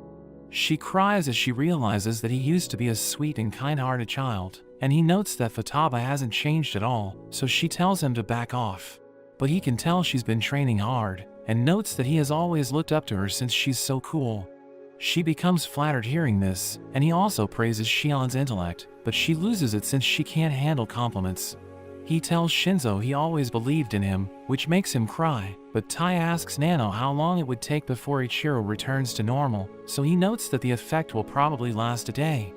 Musumi tells Tai to look after Ichiro, but notes that they should keep him away from the forest, since he might see their mother's grave. They notice he's gone, and Nano notes that he left to explore the mansion with Kengo and the others, so Tai runs to look for him. He sees Ichiro outside, and asks him what he wants to do, so he notes that he wants to play red light, green light. I decides to play with him, and Tai finds him cute, but he notices that the siblings are afraid, since they know that the Asakura-style red light, green light is a dangerous game. Musumi notes that it's the first time she saw Ichiro having fun, and Shion decides to put his video in her permanent archives so that she can use it to blackmail him in the future. Futaba remembers that when she was little, she heard him tell their father he'd do anything it takes to protect his family, but everyone suddenly hears an explosion. They realize that Ichiro is playing with the others, but Musumi interrupts them and scolds them for causing a mess. They enjoy the rest of the day together, and as Ichiro prepares to go to sleep, he thanks Tai for trying to hide their mother's grave from him, but reveals that he saw it when he explored the mansion. He explains that he always thought their home could be destroyed, so he worked hard to get stronger, but he was so obsessed with his family that he felt like he was about to lose his mind. After he saw his siblings' reactions, he realized he'll turn into the annoying brother he always thought he would be, but Tai tells him not to worry since he'll always support him. The next day, Ichiro wakes up next to Tai, but he can't remember anything, so he attacks Tai with his threads. The siblings arrive, and they realize Ichiro is back to normal, so Futaba hits him in the head and tells him to pay for the repairs. We see a boy named Sosuke, who begs the gods to help him find a girlfriend, and the shrine keeper senses his presence, but he can't even see him. As Tai makes his way to school, Musumi notices that he isn't feeling well, but he knows he won't pass if he's always absent. Musumi tells him to drink Nano's energy drink, but she realizes his blooming is active, so she tells him his eyes are glowing. She explains that they can't let anyone see it, and he tries to suppress it, but ends up breaking a pole, so Musumi asks Shion to fix it. They hide in an alley, and Tai finally gets his powers under control, but Musumi tells him to stay home for the rest of the day. So he explains that he needs to go to school, and reveals that he got a mission from Ichiro. We see Sosuke on the campus, and he notices that a girl dropped her handkerchief, so he gives it to her, but she doesn't even recognize him. He can't believe she doesn't know him since they're classmates, and as he reads a naughty magazine in his classroom, we learn that he's a bronze-ranked spy. His classmates suddenly invade his personal space, but we learn that they aren't bullying him, and they just don't know that he's there, since his presence is so weak that nobody ever notices him. He has suffered because of his ability, but it's extremely useful for his missions, since it allows him to sneak past his enemies. Musumi and Tai arrive at the class, and we learn that he's jealous of Tai, since he's a popular spy with the perfect wife. Sosuke leaves his seat, and his classmates finally notice him, so they apologize for disturbing him. He exchanges Tai's book for his magazine, but nobody notices him, so everyone thinks Tai is a pervert. He's happy that he was able to ruin Tai's day, and we learn that he uses his skills for mischief, since it makes his life more interesting. Musumi gives Tai his lunch, but their classmates ask them if they went on a honeymoon, and they realize someone wrote an article about them. Tai knows Sosuke is behind it, but he knows it's difficult to catch him, and a ball suddenly flies in through the window. It hits Tai, who doesn't even flinch, but Musumi tells him his eyes are glowing again, so he pretends that the ball hit them and runs off. We see Sosuke in the cafeteria, where he sees his crush, who realizes that her favorite melon bread is sold out. He offers to give her the one he bought, but a boy takes it from him and walks away with her, so he becomes depressed. He deletes the girl's photos, and wonders if he'll ever find a girlfriend, but he looks at Musumi's pictures. He wonders what it's like to be married to her, but Tai tells him to stop fantasizing about his wife, and reveals that Ichiro ordered him to get rid of Sosuke, since he's been abusing his spy techniques. Tai thinks he's beyond salvation, and tells him to delete the photos of Musumi, but he cries as he mentions that losers like him have no rights. Tai tells him not to belittle himself, and reminds him that they're both spies, but Sosuke suddenly becomes upset. He flicks Tai in the head, and tells him they have nothing in common, since the Asakuras gave him the cheat codes to succeed in the spy world, while he's still stuck as a loser. He suddenly becomes invisible and opens fire, so Tai dodges his bullets, as he wonders why he can't see Sosuke. We learn that Sosuke suppressed his presence to the limit, which makes it impossible for anyone to notice him, and he prepares to shoot Tai from behind. But Tai's blooming suddenly activates, and he shoots Sosuke first. He manages to dodge it, but Tai continues to shoot him, so he wonders if Tai can see him. He attacks using a wire, but it accidentally wraps around his own legs, and he crashes to the ground. Tai can't believe he tripped on his own wire, and asks him why he wrote the article for the school newspaper, so he explains that he just wanted to be popular. He apologizes for his actions, and Tai tells him not to do it again, but notes that he wants to get even before he forgives him. He flicks him in the head, but it sends him flying, as Tai realizes that his blooming suddenly activated again.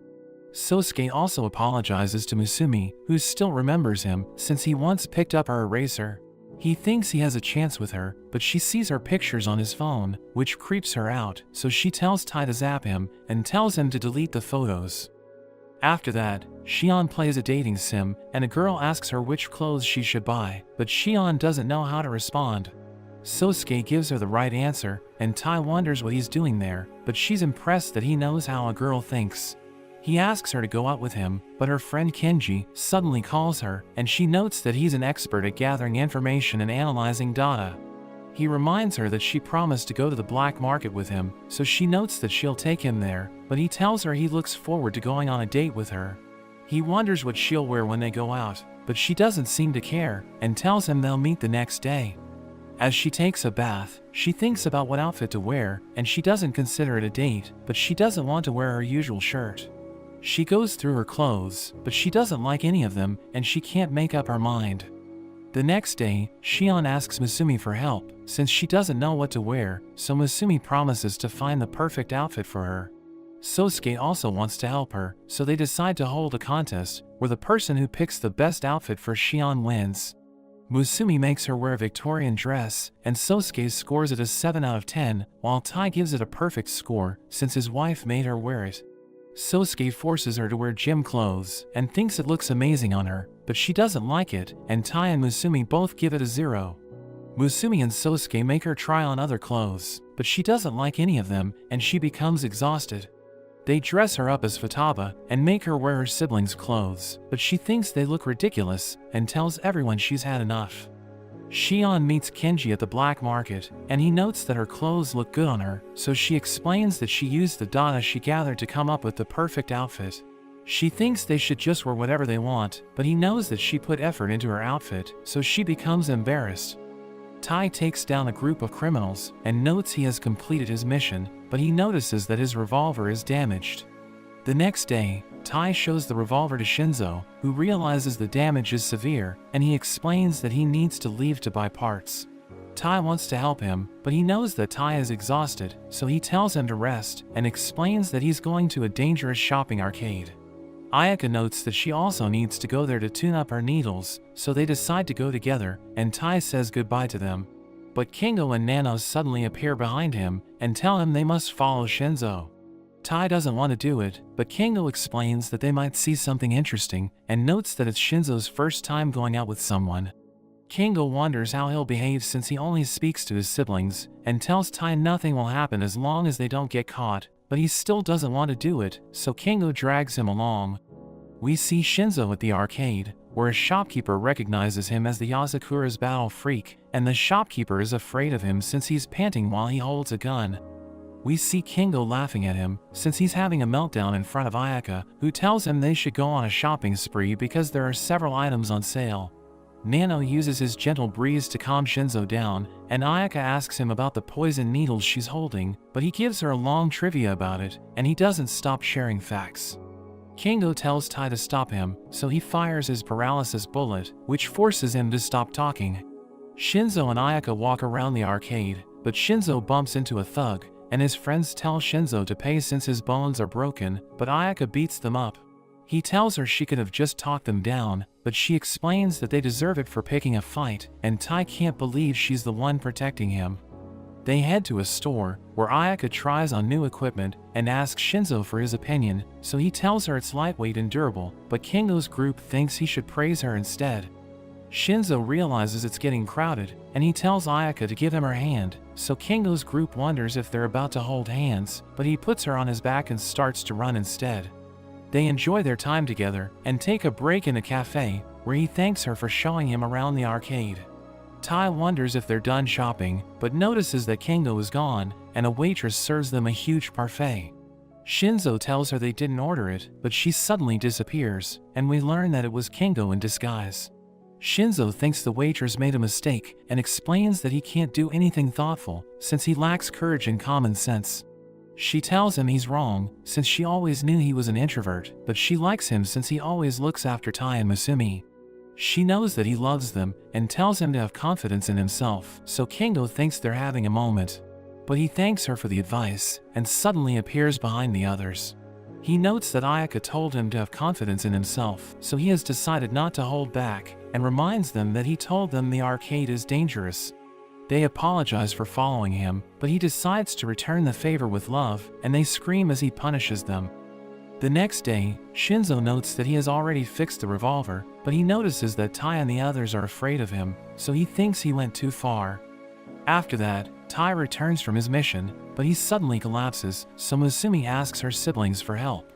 Nano realizes his medicine isn't working, and notes that he's never seen anything like it, so Futaba wonders if anything strange happened to Tai lately. She notes that his blooming kept activating on its own, and Nano promises to look into it, while Futaba tells her to let Tai rest since he's probably tired. As he rests in his room, he notices flowers growing on his body, so he starts to panic. But a voice tells him to calm down, and explains that the flowers eat their host when they're weak. The voice explains that his inability to control his blooming is a warning sign, and it advises him to think about the one he holds dear, so he closes his eyes and thinks about Masumi. The flowers disappear, and he suddenly sees Tsubami, who tells him the flowers won't bother him for a while. He wonders if he's dreaming, so she explains that Makoto infused him with her blood, which is why she can enter his thoughts. She reveals that she's the conscience of the first Yozakura head, and the only time she can awaken is when her other self is asleep, so she can't talk to him for long. She wants him to kill her, but explains that he can't defeat her unless he learns about her former and current self, so she suggests reading the Book of Buds, which has records about her past. She teaches him how to unlock it, but explains that he'll have a hard time learning about her current self, since Makoto is the only one who knows about her. She reveals that he's with the Spy Association, and explains that the only way for Tai to contact him directly is to become a silver-ranked spy. She realizes her other self is about to awaken, so she says goodbye to him, and as he wakes up, he wonders if it was all just a dream. He heads to the Book of Buds, and as he touches the casing, the lock responds to Tsubami's blood. He manages to unlock it, and as he reads it, he realizes it can't help him yet, but he now knows he wasn't dreaming. Tai tells the siblings he wants to take the silver-ranked spy exam, but they think he doesn't need it, and he doesn't know how to explain the situation to them. They realize there's something he isn't telling them, so they tell him to spit it out, and note that he can't hide anything from them. But they explain that it's normal for families to keep secrets from each other, and they think he'll pass the exam at his current level. Shion mentions that he might have an issue with the proctor, and explains that a gold-ranked spy will monitor the exam. But she thinks it's the dreaded time that comes every few years, where not even a single candidate will pass the exam. After that, Tai goes through a washing machine to reach the venue of the exam, but a girl named Yusa recognizes him as the Yozakura family's candidate. She reveals that she's a reporter for Spy Day, but he recalls how the company wrote a ridiculous article about him, so he decides to ignore her. She thinks he's taking the exam to talk to Makoto, and believes he didn't tell his siblings about it, but she reveals that when she shared her ideas with her boss, he threw her around and told her to interview Tai.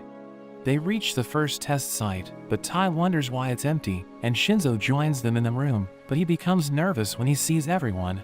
Yusa thinks she'll be able to make a good story, because a member of the Asakura family is their proctor, but Shinzo suddenly stumbles since he's too nervous. Tai hides behind the other candidates, since he knows that Shinzo won't start the test if he sees him, and he introduces himself as the proctor for the first stage. He notes that the proctors will sign the candidates' licenses with special ink, and they will transform into silver-ranked licenses after all 3 proctors sign them, but he tells them they need to go through him first. He notes that the first stage is a game of tag, and explains that anyone who touches him will pass the test, so the candidates think it will be easy. Yusa thinks they're underestimating the Asakura family, and Shinzo takes out his guns, telling everyone it's time to start the test. He shoots them with his knockout bullets, so Tai blocks with his sword, while Yusa gets down, but most of the other candidates are eliminated. Shinzo notes that the candidates who got hit will be out for an entire day, so they have already failed the test, and Yusa realizes that about a third of them have been wiped out. He activates his blooming, but a group of candidates thinks they can take him on, so they rush toward him. He realizes Tai is taking the test, but decides not to go easy on him, since he needs to do his job as the proctor. He stops the candidates with his knife, and easily takes them out, but another group attacks him from a distance, so he closes the distance and eliminates them. He goes on a rampage, and the candidates are afraid of him since he's OP, but Tai suddenly charges in, so Shinzo blocks his attacks and pushes him back. We see the siblings watching them, and Shion reveals that Shinzo's blooming destroy allows him to see through attacks and counter them, so she thinks Tai can't win in a fair fight. We go back to when the siblings train Tai, and Shion tells him to use Shinzo's weaknesses against him, revealing that he cries whenever he sees bugs. Kingo mentions that he'll freak out when he sees his siblings in pain, and suggests that Tai fake being severely injured, so that Shinzo will lose it. Nano thinks it's too harsh, but suggests using lethal toxins to defeat him, and the siblings discuss what they should do. Tai thanks them for their help, but notes that he can't exploit Shinzo's weaknesses, so he'll just fight him fair and square. Back in the present, Tai runs around Shinzo and attacks him from all directions, but Shinzo electrocutes him and tells him he won't win unless he fights with the intent to kill. He uses his weapon to attack with lightning, but Shinzo transforms his weapon into a lightning rod and blasts him away. Tai admits that he wasn't going all out and notes that he's ready to fight to the death, but he gives a signal to the other candidates, which makes Shion realize he has decided to fight dirty. They scatter around Shinzo, who realizes they're up to something, so he prepares to wipe them out. One of them releases a swarm of bees, so he jumps away, but a man surrounds him with lethal toxins. He realizes his siblings told Tai about his weaknesses, but he isn't worried, since his blooming allows him to confront his fears. He throws his knife, which creates a wind vortex that blows everything away, and he stabs Tai, who starts to bleed, but he knows that the blood and arm are fake. He notes that they can't deceive his blooming, but Yusa suddenly blinds him with her camera, and the candidates rush toward him from all directions. He prepares to destroy the ground to force them back, but Tai gets in the way, and Shion thinks he made the right move, since Shinzo can't bring himself to kill his own family. He's worried that Tai won't survive the attack, so he loses focus, and Tai uses the chance to destroy his weapon.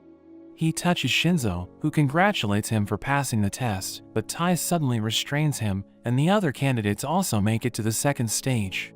They head to the rooftop, which is the venue for the second stage, and they see Futaba as she prepares tea for them. She tells them to finish their tea to pass the test, but Tai knows it's been tampered with, and as one of them tries to drink it, Futaba sends him flying. She reveals that she infused the tea with her powers, and explains that it will activate if they can't counter her technique, so everyone tries to figure out her secret. Many of them get blasted away, and Tai realizes that over half of them have been eliminated, but they suddenly feel a strong breeze as Yusa finishes her cup. Tai wonders how she did that, so she explains that she got lucky, since she learned about the Asakura tea ceremony through her job. But the other candidates decide to use force to pass the test, so Futaba forces them to sit. She tells them to observe as she prepares tea, and Tai sees her move the cup, so he finally figures out her secret. He prepares to drink the tea in front of her, and she's confident he'll pass, since he watched her movements closely. She watches him as he follows her steps in reverse order, and she's glad he was able to catch on, as she recalls how he used to be just a neighborhood kid. In a flashback, we see Tai as he takes Musumi home, and she thanks him for giving her worksheets. She asks Ichiro if she can invite him over, and he refuses to let him enter the house, but Futaba knows he's just jealous.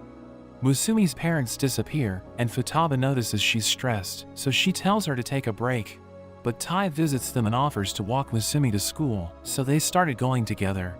When Tai's parents died in the accident, he was admitted to the hospital, but Musumi looked after him and helped him recover, and Futaba realized that they have a special relationship that only grows stronger with each passing day.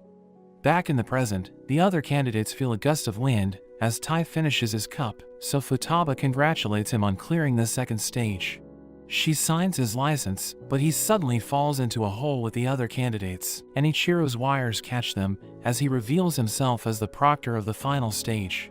He uses his threads to speak to them and notes that the final exam is an interview where they must answer his questions until he finishes his tea.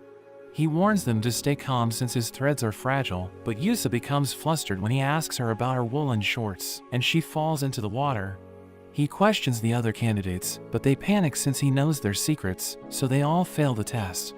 Tai thinks Ichiro will ask him about the embarrassing things he did in middle school, but Ichiro asks him why he believes Tsubami instead, and Tai wonders how he knows about it. He reveals that he kept his eye on him after their fight with Makoto, so he knows about the flowers that appeared on his body, as well as the Book of Buds. He warns Tai to stay away from Tsubami since he knows she's dangerous, and Tai admits that he knows nothing about her, but thinks she can help him infiltrate their enemy. He notes that he'll take responsibility if he fails, but Ichiro doesn't think he'll have that luxury, since they might capture him and extract information from him. He tells Ichiro to kill him if that happens, but Ichiro thinks he can't infiltrate their enemy in the first place, since he's too weak to do anything.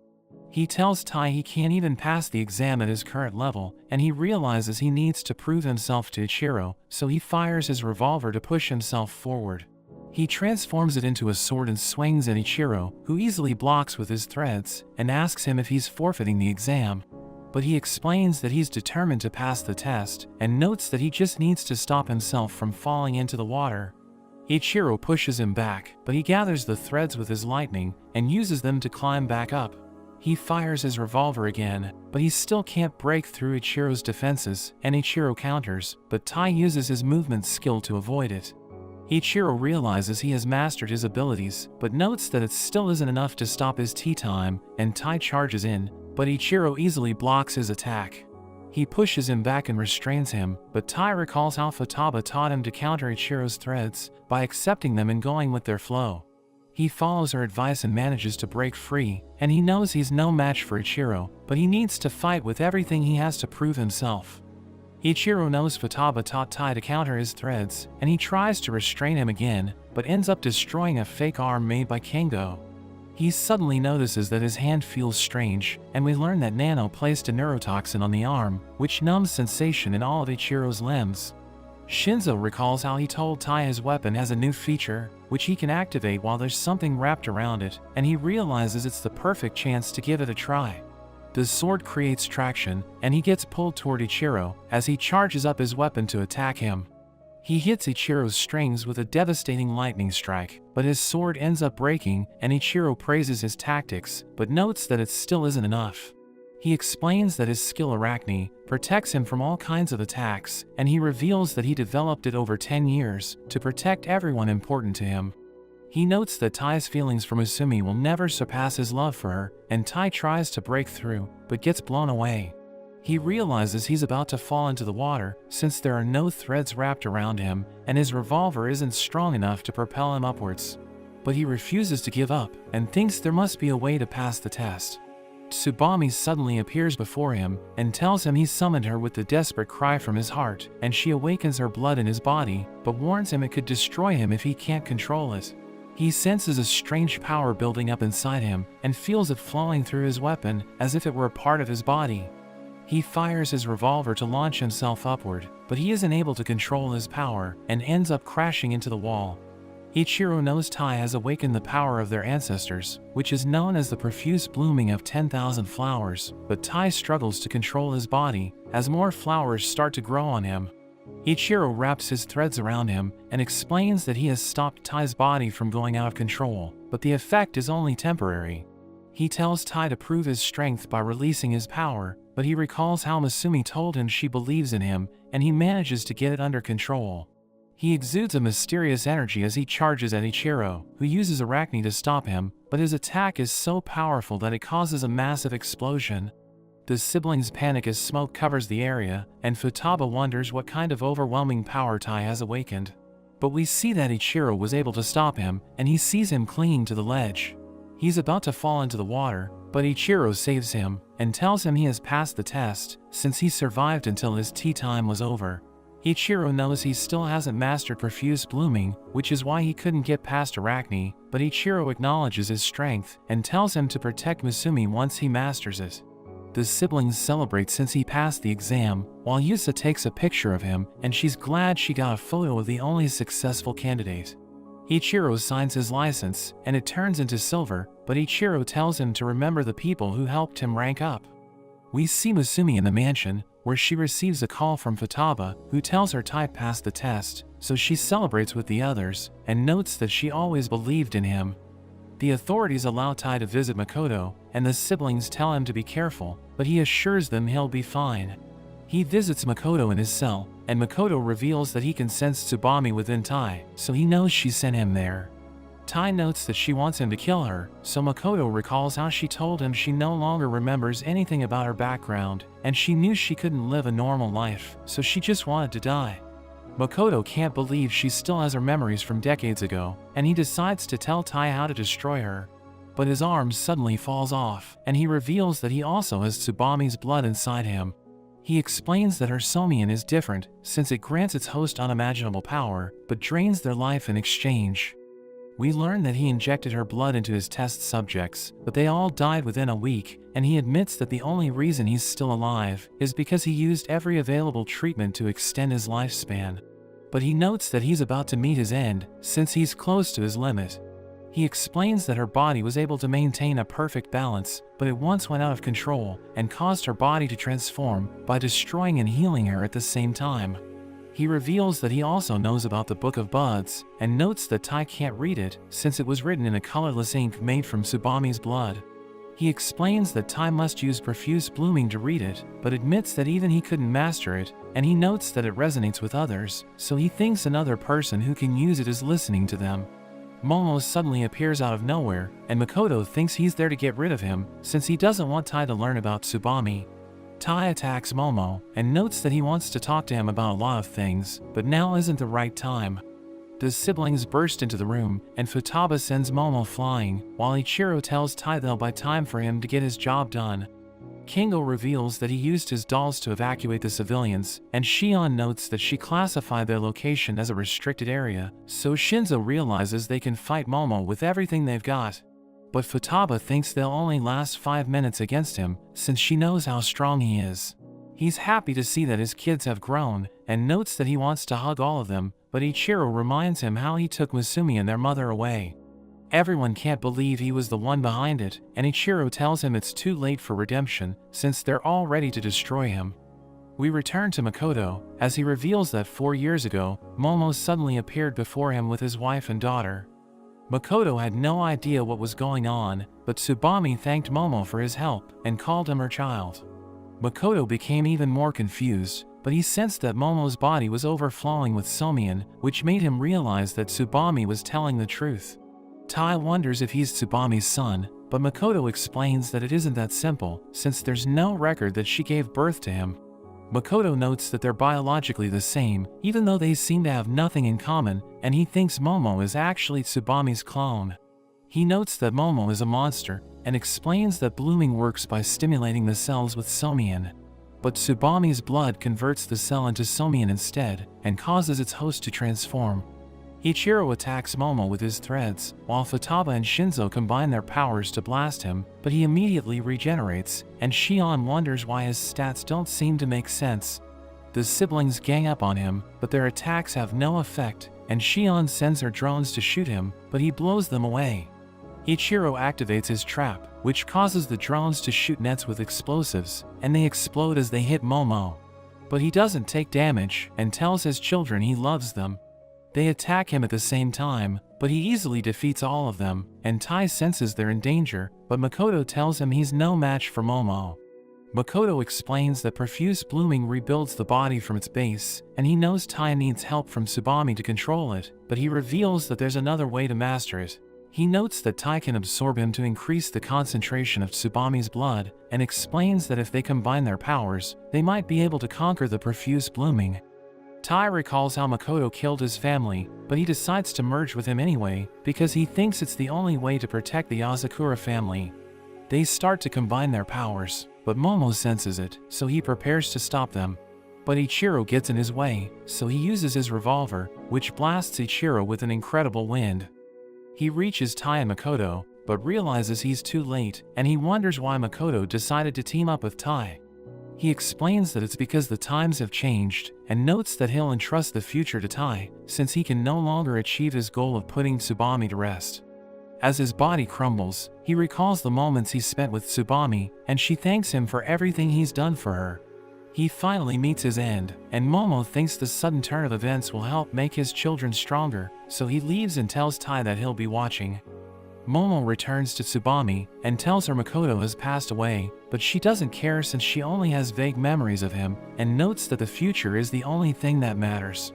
Musumi sees how her father turned into petals, and wonders if he can do it thanks to his profuse blooming, but she notices that Tai still has flowers on his body. She reveals that she's looking into profuse blooming to treat him, and explains that they don't know where Momo went, but thinks they can find clues about him as she continues her research. Futaba checks his muscles, and notes that they're inflamed because of fatigue, but she can't believe how flexible he is. Musumi notes that his body is almost pure Somian, and Shinzo realizes the flowers aren't connected to his nerves or veins. So he removes them with his blade, and notices that the flowers are soft, but his blade can't cut through the slippery surface. Tai notices his body feels lighter, but Shinzo explains that he couldn't get rid of all the flowers, and notes that he'll examine the ones that were removed. As Tai plays games with Shion, she realizes his vision and critical thinking have improved, but he still isn't able to beat her. Musumi notes that he's glowing, and she's worried that he might overheat, so she tells Shion to let him take a break. As Tai goes to bed, Musumi tells him they're finally alone, but he kicks her in the nuts, since he knows she's Kingo in disguise.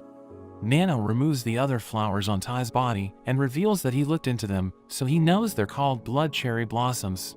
He reveals that they transmit energy to other chemical compounds, and they're 10 times more potent than Hazakura, and he notices they aren't growing back, so he thinks Tai's condition has improved. That evening, Tai wakes up as he feels Musumi wiping his sweat, which makes him nervous, so she tells him to relax. She reveals that Momo came to see her after his last encounter with Tai, but Goliath immediately attacked him, so they didn't get the chance to talk. She thinks he didn't want to hurt her, and explains that he has brought chaos to their family, but she still can't bring herself to hate him.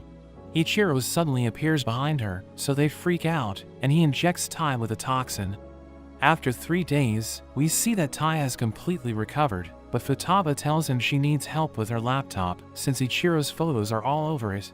Tai doesn't know how it happened, but he knows Shion can fix it, so they head to her room, and she easily removes the photos. Futaba wonders how she did it, so she tells Futaba to type the letter A, but she can't do it since she thinks the keyboard is too complicated, and she blows everything away. Shion reveals that she's hopeless with tech, which is why she manages all of her gadgets, and Futaba tells Shion to teach her, but Shion explains that she's busy with a project. She reveals that she's working on a locator system, which will help them find their father, but she gets an error message since it's still incomplete. She tells Futaba to leave since she's busy, but she realizes Shion's room is dirty, so she uses her powers to clean it instead. She gathers the trash and dust, and everything becomes organized, but Shion isn't happy, since her room is so clean that it makes her anxious. But she notices the error message is gone, and the system is now working perfectly. She realizes that Futaba fixed it by clearing the dust from the servers, and she can't believe she hadn't thought of it, but Futaba is just glad she was able to help her. The system detects high Somian levels, and Shion thinks it's Momo, so she calls her siblings and tells them they might find him in an old mansion. She reveals that it used to be a Yasakura residence and is now a restricted area under government control, but thrill seekers still visit it since it's said to be haunted. The siblings head to the mansion, but Tai senses someone staring at them, so Futaba and Shinzo tell him not to scare them. They see a picture of the second Yasakura head Ninome, who used to live in the mansion, and we learn that she spent her entire life away from her mother Tsubami. There are rumors that she still calls out to her mother every night, and those who hear her voice get dragged into the afterlife. But a group of ghost hunters tells them to be quiet, since ghosts won't show up if they're too noisy. Tai apologizes for the commotion, but the ghost hunters mock them since they don't know what they're doing, so Shion becomes upset, but Tai convinces her to just leave them be. They continue to explore the mansion, and Shion sees a footprint, which she thinks belongs to Momo. The ghost hunters see a door open, and their leader runs to look for Ninome, but he suddenly disappears. His companions wonder what happened to him, but one of them also disappears, so the others run for their lives. Tai and the others see them before they vanish, and Shinzo runs ahead to investigate, but he also disappears. Futaba knows he wouldn't go down so easily, so she thinks he was just sent to another area, and Shion tells her she's right, since he's now in the main hall. They return to the picture they saw earlier, and Shion notes that Shinzo is behind it, so Tai blasts it open.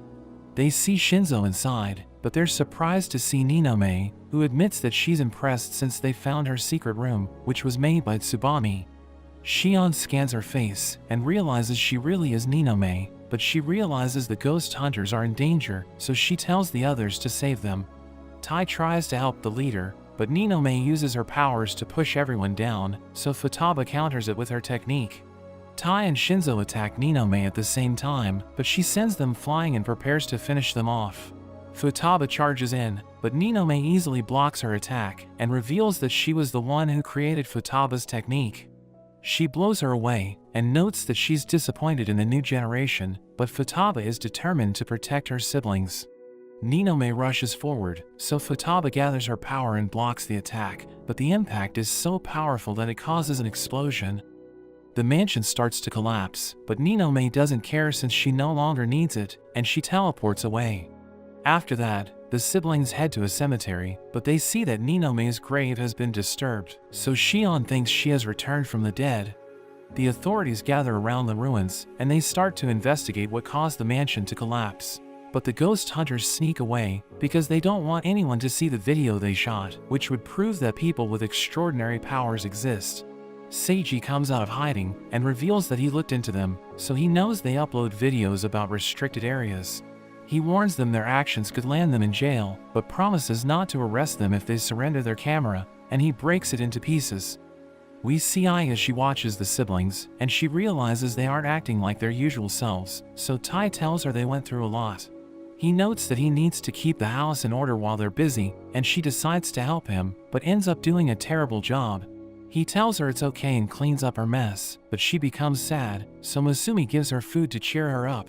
Tai notes that he needs to go shopping, since they don't have enough meat to make pork cutlets, and Ai volunteers to do it for him. He knows she's never been to the meat shop, but she wants to do it anyway, so he allows her to go in his place. Tai tells her not to trust strangers, and she leaves for the meat shop, and Masumi wants to follow her since she's worried, but Tai tells her to change her disguise. They watch Ai as she crosses the road, and they follow her to the meat shop, but the shopkeeper tells her they're out of stock. She wonders where his meat comes from, so he tells her about his supplier, and she suddenly runs off. She asks a cop about the supplier, so he tells her where to find it, and she runs to look for it. Tai and Masumi continue to follow her, but they struggle to keep up, since she runs as fast as a train. She asks an old man where she can find meat, so he tells her about the boars that live in the mountains, and she swims up the waterfall to look for them. Tai and Masumi realize she's planning to hunt them herself, and she reaches a mountain range, but she becomes hungry, so she takes mushrooms from the ground and eats the edible ones. Masumi is amazed that she can tell which ones are poisonous just by smelling them, but she suddenly senses something in the river, so she dives in and catches a giant fish. She cooks it before she eats it, and Masumi and Tai are happy since she knows how to hunt food, but she starts to walk in circles, so they realize she's lost. She thinks she needs to ask around, but they know they're the only ones there, so Tai decides to help her. He disguises himself as an old man and asks her what she's doing there, but she knocks him down since she was taught not to trust strangers.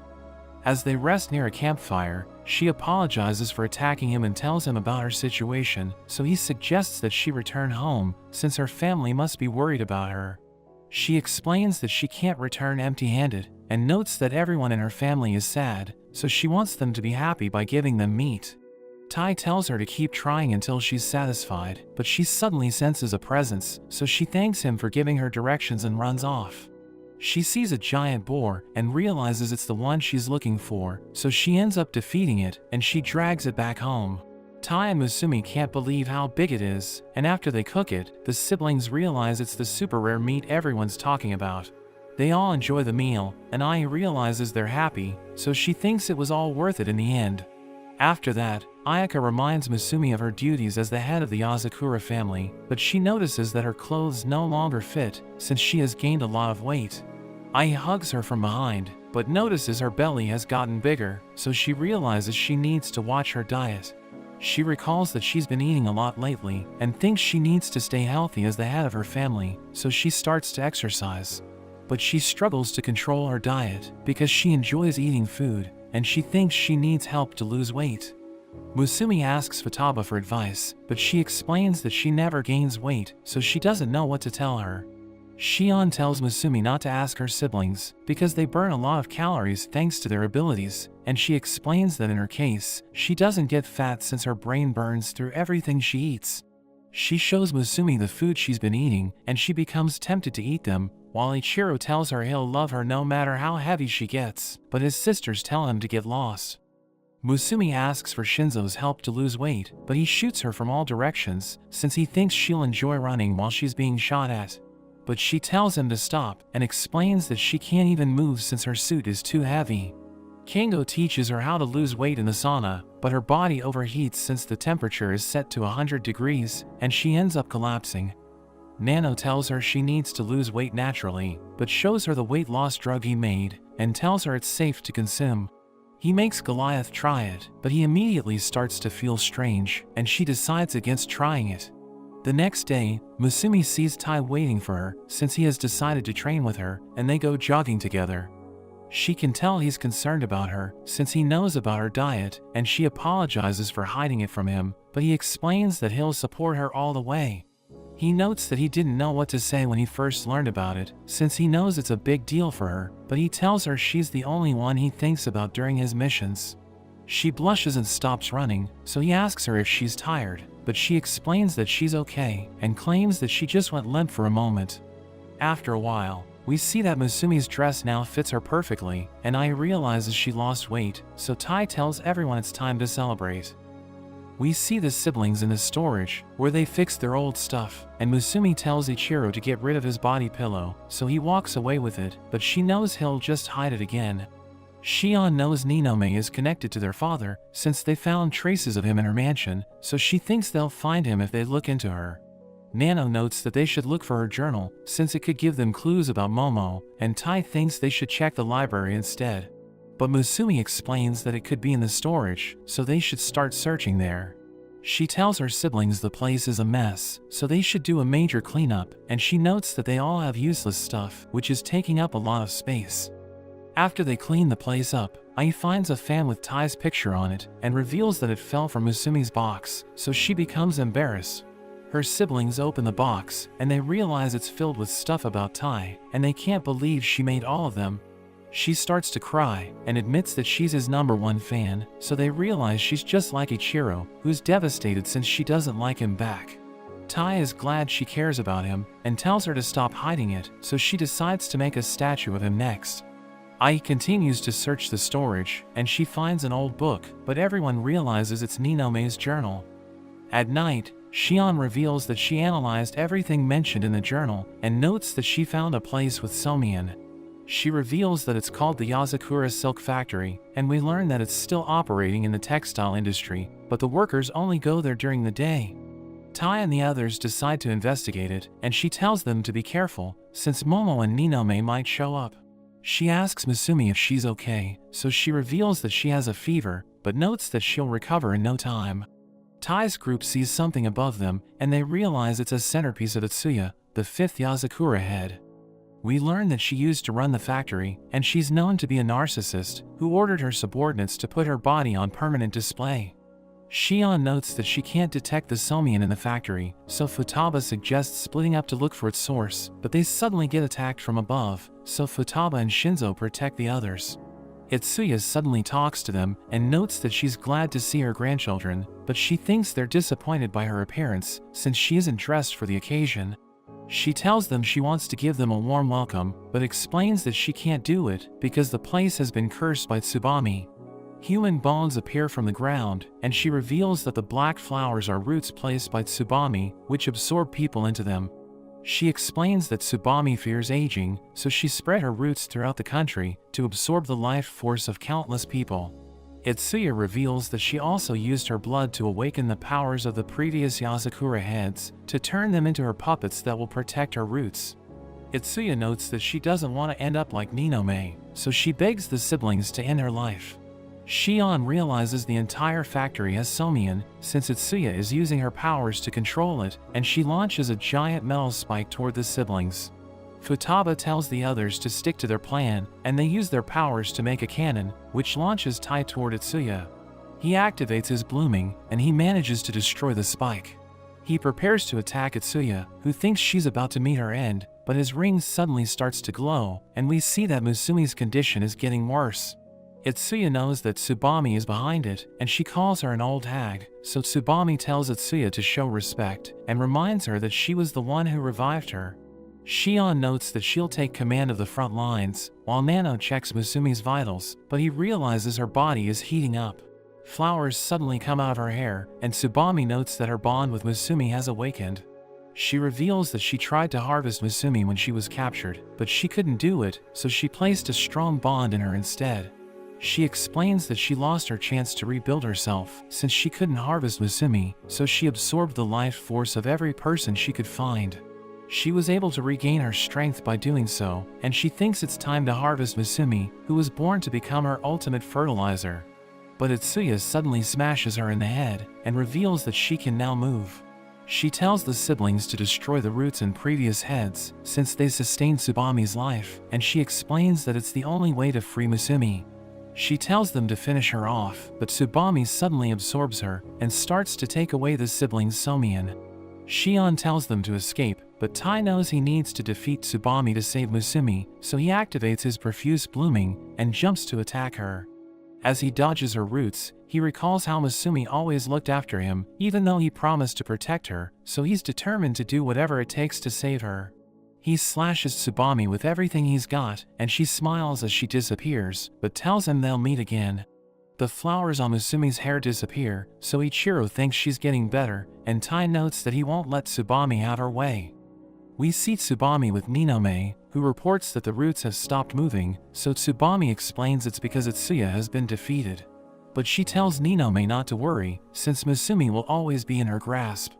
The next day, Tai sees a letter from Ichiro, which tells everyone not to look for him, but Musumi tells him not to touch it. He triggers a trap, which causes Ichiro's stuff to fall on him, and we learn that Ichiro ran away, but Tai suddenly starts to feel strange. Nano explains that everyone in the family goes through changes when Ichiro disappears, and notes that in Tai's case, his body relaxes since Ichiro always bullies him. Musumi tells him not to worry, because she knows Ichiro will return, and we learn that he has already run away multiple times. She reveals that it's usually because of the most trivial things, but she tells Tai not to let his guard down, because she knows Ichiro wants their attention. The siblings see Ichiro everywhere, and Musumi explains that he left reminders of himself, so that they will always remember him. She notes that life is better when he isn't around, since she can enjoy a moment of peace, and Shinzo reveals that Ichiro asked him to work on his threads. But Ichiro kept asking for upgrades, so he had to work on them over 100 times. Shion is annoyed since her Momo Hunter system isn't working, and Kingo and Nano reveal that they couldn't sleep well at night because Ichiro keeps disturbing them. Kingo tells Tai and Musumi to go on a date, so they leave to go shopping, but Tai wonders if Ichiro will be okay, since he isn't picking up his phone. Musumi notes that he'll be back before they know it, so Tai thinks they should enjoy themselves while they still can, but he suddenly hears Momo's voice. He looks behind him and realizes Momo isn't there, but he knows he wasn't imagining things and wonders how Momo found out about Ichiro. They return to the mansion, where Shion reveals that Ichiro breached the security of her system, so she thinks he's looking for Momo. Futaba notices he took their family photo with him, and Shinzo thinks he wanted his weapon in good shape since he was preparing for something. Shion tries to track him, but finds no trace of him, and the siblings think he's about to do something dangerous. We see Ichiro as he heads to a cave, and he sees Momo, who knows he used Shion's system to find him. He reveals that the area has multiple targets with high levels of Somian, so he thinks the former heads are there, and notes that he'll destroy them to save Musumi. He slices Momo in half, but he immediately regenerates and fires an explosive round. Ichiro blocks it, and he overwhelms Momo with a barrage of attacks, which makes him fall to his knees. He realizes he's bleeding, since Ichiro soaked his threads with the Somian in Tai's body, and he tells Momo it's time to settle everything. Momo tells him to turn back while there's still time, but he refuses to retreat, and launches his threads toward Momo. His attack is so powerful that it creates a massive explosion, and we see that Momo has been knocked down, but he explains that he's sad, since Ichiro is about to meet his end. He realizes the former heads are behind him, and thinks Musumi will be freed from her curse if he defeats them, but he sees that Momo is about to disappear. They ask him why he's leaving, and reveal that they're there to talk to him, but he tells them to just continue their plan. Ninome praises Ichiro for his bravery, since she knows he's there to protect his sister, but she explains that his plan is flawed, since his siblings are doomed if he dies there. She promises to give him a clean death, since he's a member of their family, and she asks him if he has any last words, but he tells her there's no need for that. In a flashback, we see the siblings with Musumi, and their mother asks them who wants to give her milk. But they start to fight over her, so she decides to let Ichiro do it since he's the eldest. He looks after her, since he loves her more than anything in this world, and he wants to protect her from all harm. After they rescue Musumi from Tanopo, she visits Ichiro in his room, and tells him she wants to spend time with him. They play a game with his threads, as she reveals that she has taken over the family business, so they can now continue their affairs like usual. She starts to cry, and explains that she's the new head of their family, so she needs to do her best for her siblings. Back in the present, Ichiro notes that he isn't there to protect Musumi, since she's the one protecting their family, and he attacks the former heads with his threads. We see the siblings in a chopper, where Shion notes that there's an underground battle nearby, and she thinks Ichiro is fighting the former heads. She finally finds Ichiro, so the siblings jump off, and Shinzo uses his hammer to smash through the ground. They reach the cave, where they see Ichiro, and they can't believe he defeated the former heads alone. Shion realizes their Somian levels are falling, and they start to fade away, so Tai thinks it's over, and he walks toward Ichiro. But he suddenly surrounds himself with his threads, and tells his siblings to stay away from him. He gets surrounded by petals, and asks for forgiveness, since they'll never see each other again. He vanishes into thin air, and Shion notes that his Somian disappeared along with the previous heads, so they have no way to look for him.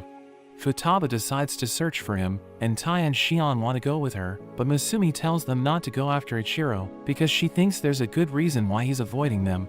Futaba still wants to look for him, since she wants him to explain everything, but Kingo suggests going home instead, and explains that they need to cool their heads before they make a decision. Nano agrees with him, and notes that Ichiro would want them to follow Musumi, but Shion notes that they must move instead of arguing with each other. Kingo tells her not to make decisions based on her emotions, but she explains that she's being logical, and notes that he can't think like her since he's always panicking. They start to argue, but Shinzo suddenly hugs everyone, and tells them they should all work together, because Ichiro wouldn't want them to be divided. He notes that they should talk until they reach a decision as a family, but Futaba tells him not to hug them too tightly, since Kingo is about to pass out. Everyone finally calms down, and Futaba apologizes for going against Musumi's order, but Musumi thinks she has failed as their head, since she wasn't being honest about her feelings. She tells her siblings to bring Ichiro back, and use their abilities to look for him, and they all decide to go with her plan. Musumi realizes Ichiro has unfinished assignments, and she knows he would never abandon his work, so she thinks his disappearance was unplanned. Futaba reports that she's beating up the people who hate Ichiro, but they don't have information about him, and she recalls how he praised her for beating up a group of thugs. Shinzo thinks he needs to be ready for all-out mobilization, since he's in charge of the family's weapons. He remembers the moment he taught Ichiro how to hold a gun, and Ichiro called him their weapons expert, but told him his kindness is his biggest weapon. Shion still can't track Ichiro, and she recalls how he used to play with him, but he complains since she kept beating him up, even though they were supposed to be allies. She explained that she was doing it to trigger a glitch, and he called her a game master, but told her reality isn't as easy to clear. Kingo tries to copy Ichiro, but he struggles to nail his behavior, since he can't stand his sister complex. He recalls how Ichiro asked him to read his mind, but he explained that Ichiro was harder to read than their other siblings, so Ichiro told him to keep training until he can do it. As Nano works on his experiment, he remembers that Ichiro asked him what he wanted to do after graduation, and he said he wanted to join the family business, but Ichiro told him to follow the path he wanted instead. Tai heads to the Spy Association, since Ichiro told him to bring the crackers to the president if their family is in trouble, and the receptionist tells him to take the elevator to the top floor. As he reaches the 100th floor, he sees a janitor, who shows him the president's room, and tells him to wait there while he gets the president. Tai sits and waits for the president to arrive, but the janitor can't believe he hasn't figured it out yet, and as they have tea together, the janitor introduces himself as Kai, the president of the association. He looks into Tai's eyes, and he realizes Ichiro hurt him, before running away for their family's sake. Tai wonders how Kai knows about it, so he reveals that he's suffered a brain injury, and it caused his sensory area to develop abnormally, which is why he can learn a lot just by using his senses. He reveals that Ichiro saw potential in him, so he introduced him to the spy world, and pushed him to become the president of the association. He notes that Ichiro brought crackers whenever he wanted to talk to him, and Kai thinks he ordered Tai to bring crackers, so that he could give him advice. He reveals that he's known Ichiro for a long time, but admits that he still can't understand what he's thinking, and he notes that Tai is the only one who can save him. He reveals that he watched the spy exam, so he knows about Tai's profuse blooming, and he thinks it's the only thing that can match Ichiro. He notes that a path will open when Tai faces Ichiro, but Tai suddenly receives a call from Futaba, who tells him to hurry to the coordinates they sent him, since they just found Ichiro. Shion tells him he can't escape, since they have him surrounded, and Futaba tells him to return home, but he refuses to go with them. She immediately charges in, but he blocks her attack, and tells her to stay away from him. Kingo suddenly restrains him, while Nano injects him with a muscle relaxant to numb his limbs, and Shinzo and Futaba combine their powers to trap him. But he manages to break free, and praises them for their teamwork.